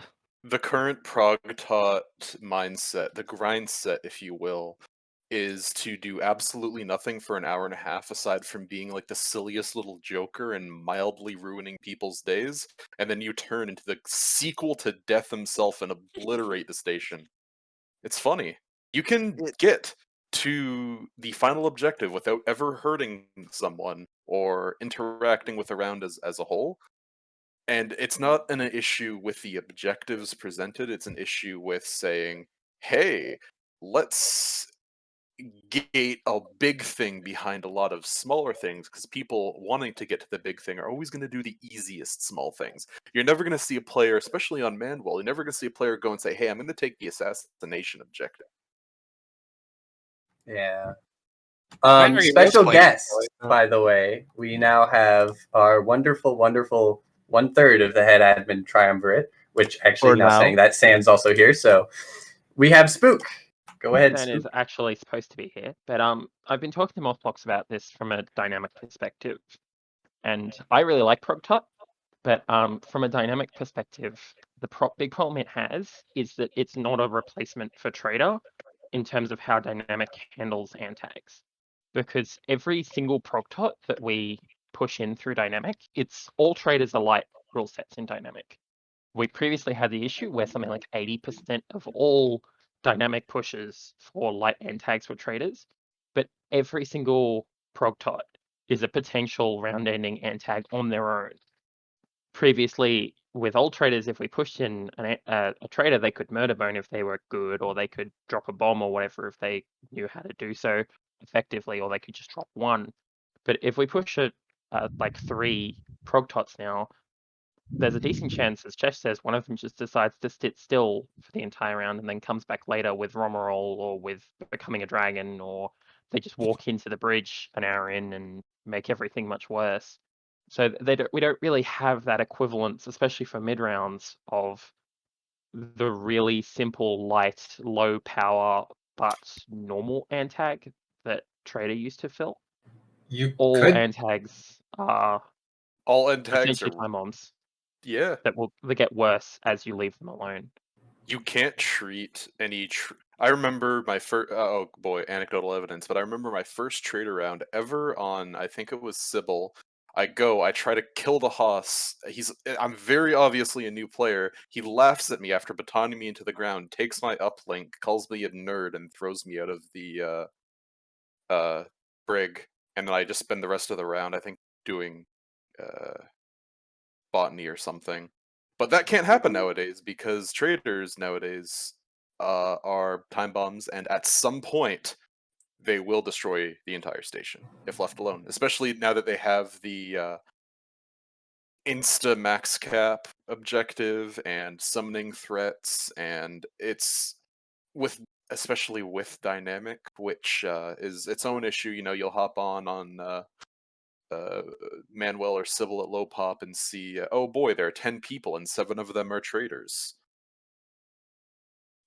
Part of the issue you're describing is that certain things that dynamic can choose to put in the round have a very flexible amount of threat that they ideally should be assigned depending on the player who is playing the thing that gets put into the round. So like, traders can choose to become more dangerous early at the expense of not getting some of the later and more dangerous things, or vice versa.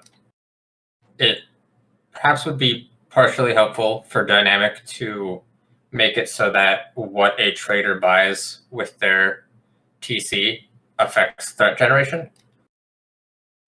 And on the inverse, if you have too many traders that have all saved their TC for very late game buying a bunch of explosives, it could be useful to have negative threat events in dynamic. That could potentially help with the issue of dynamic deciding to spit out 8 traders and all of them decide to go late and become 40 TC plus monstrosities. It doesn't really solve the issue that we don't have very many good, easy to inject light antags at the moment. We've got Trader, Nightmare, I think Mothblock's moved Abductors over to Heavy, so Heretic, Rev, and the Obsessed. And that's basically it for light antags at the moment. Oh, now you want thieves. I Yeah, always I wanted don't thieves think you could do. Hey, trader, you get 10 TC. We do need more anti. You have 3 mild objectives, and you have everything unlocked at an early round. I don't know. You do mini traders, little traders as a treat. Just a little trader. With old traders, you could rely on, like, we'll put in 7 traders, and like the most they can do is 100 and what was it with the big box they could get. They could probably get about 200 TC if they bought a bunch of big boxes, but other than that, like, there's not all that much you can expect them to go out of bounds with. Action's proposal for like, if a trader goes 50 TC plus, they start sucking threat up would help with that issue, but it wouldn't help with the issue of, okay, we have a dynamic injection coming up. What do we put in? Do we put in another Nightmare? They're nice. I like Nightmares, but you don't really want 4 of them in a round. Do we put in another Obsessed? They're cool, and I really like them, but they're also the simplest and easiest to deal with antag we have, which is often a good thing, but can also be we want a something somewhat recurring threat, not the guy who gets deconverted the moment they get caught. Do we want more heretics? Yeah, but heretics also have the same issue of heretics can die instantly when they've got 1 spell, or they can turn into the Worm God. We don't really have that equivalent for old trader of simple antag with a relatively well-defined power scale that isn't going to either get stomped or potentially solo the round. I don't know how to deal with that, but that's It's my experience almost of like trying we to balance need. dynamic.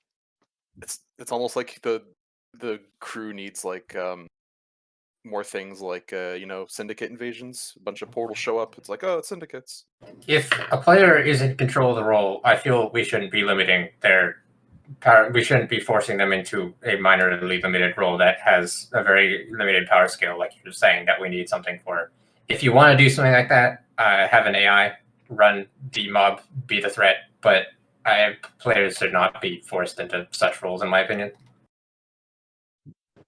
Yeah, that's interesting. I wonder if how well AI, what's it called, Rat King or whatever, King Rat. Regal I wonder Rat. how well that would play out if it was just an AI and not a player. But I don't know.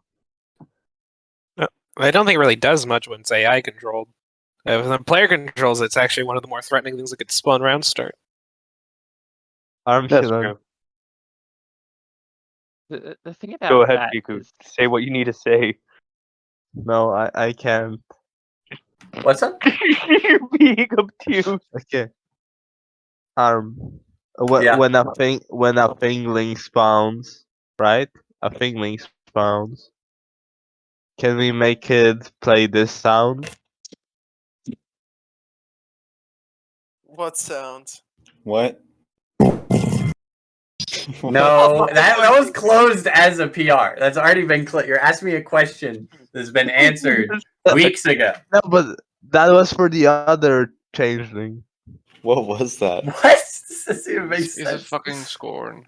Copyright. like a It's fart. a throwaway Germa joke, and I will not have it. No, bro, we have like 5 German jokes in the code base. We Oh, gotta. Cheshire, you reminded me of a feature I wanted. Yeah, I want. Fico, add prog dreamers, please. No, I wanted to add mood crystals. Like you wear them Oh on yeah, your that neck. is actually a really good idea. I like that. No, don't add mood crystals. He's making a joke about no. Does anyone remember? Dude, I gotta He's recharge, making a guys. joke about going to town with your boys. No. Does anyone remember the very old ad tag, the brain meme? The brain meme? Cortical borer? It was an ad tag that was literally a voice in someone's head. They had this basically trader objectives, and it was one of the dumbest things I've ever seen. But there you go. So that was a fun ad tag. You mean the borer? The borer. No. It was called a meme. A meme? It was called a like meme. He's right. He's right. Some old code base still have it. Okay. This must have been before. Was this before R4407 or like No, after? not before that. It was sometime around 2012, I think. Well, that was literally 50 years ago. Yes. That's true. Yeah, some people were a bit bored who are hanging around here.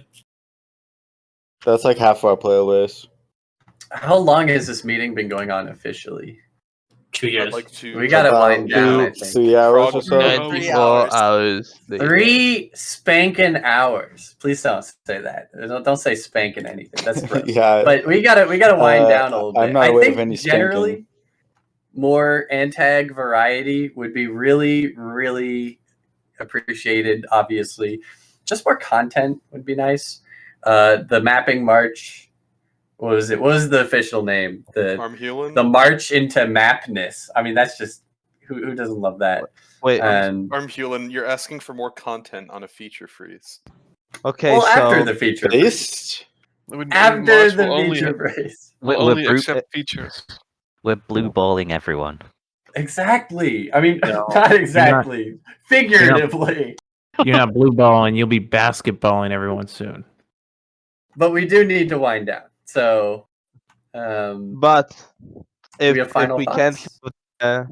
we can't have the JL crystals, I have a new idea. No, Fiku, look, I'm sorry. You get to do this like twice, and then you have to stop.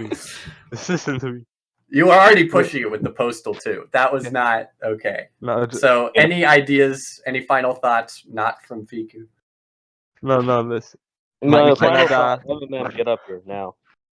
My final it up. thought is to bring it all the way back to the beginning and to say, Ninja Nom Nom, is there any way that we can open up a discussion between the head coders and the maintainers and the maptainers about more maps? Not infinite maps, just any number more maps than we currently have. I mean, we've had more people and the limit has increased a while. I'll just give you permission right now to increase it by 1. If you want to increase it further, just have coderbus discussion. Like I prefer to have that sort of thing in public, honestly, with anyone able to contribute. Yep, I'm awesome. That's a pretty start I'm sure. happy with. I'm pretty sure Oranges is like pretty much giving out the go before. That's just Maptainer's call, hasn't he? Yep, Oranges has given that to EOB. Yep, I'm happy with that. Like as a general result, like as a starting point to see what comes from it. Yep, I and like that too. neither I nor EOB are opposed to adding additional maps. We've had more automated stuff to help with maintaining maps as well. So yeah, it's definitely not unreasonable to increase the limit by at the very least one right now, with basically no discussion needed. EOB, I hope you've taken down the notes from mapping this time around with all those ideas that got passed around. I certainly have committed them to that. Fantastic.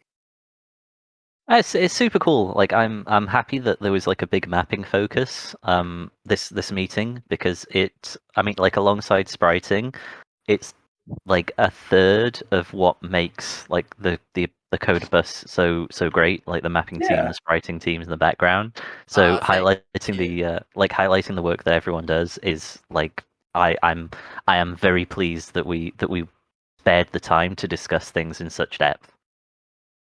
We had our little we brought the interview cameras down to the mapping and spriting minds.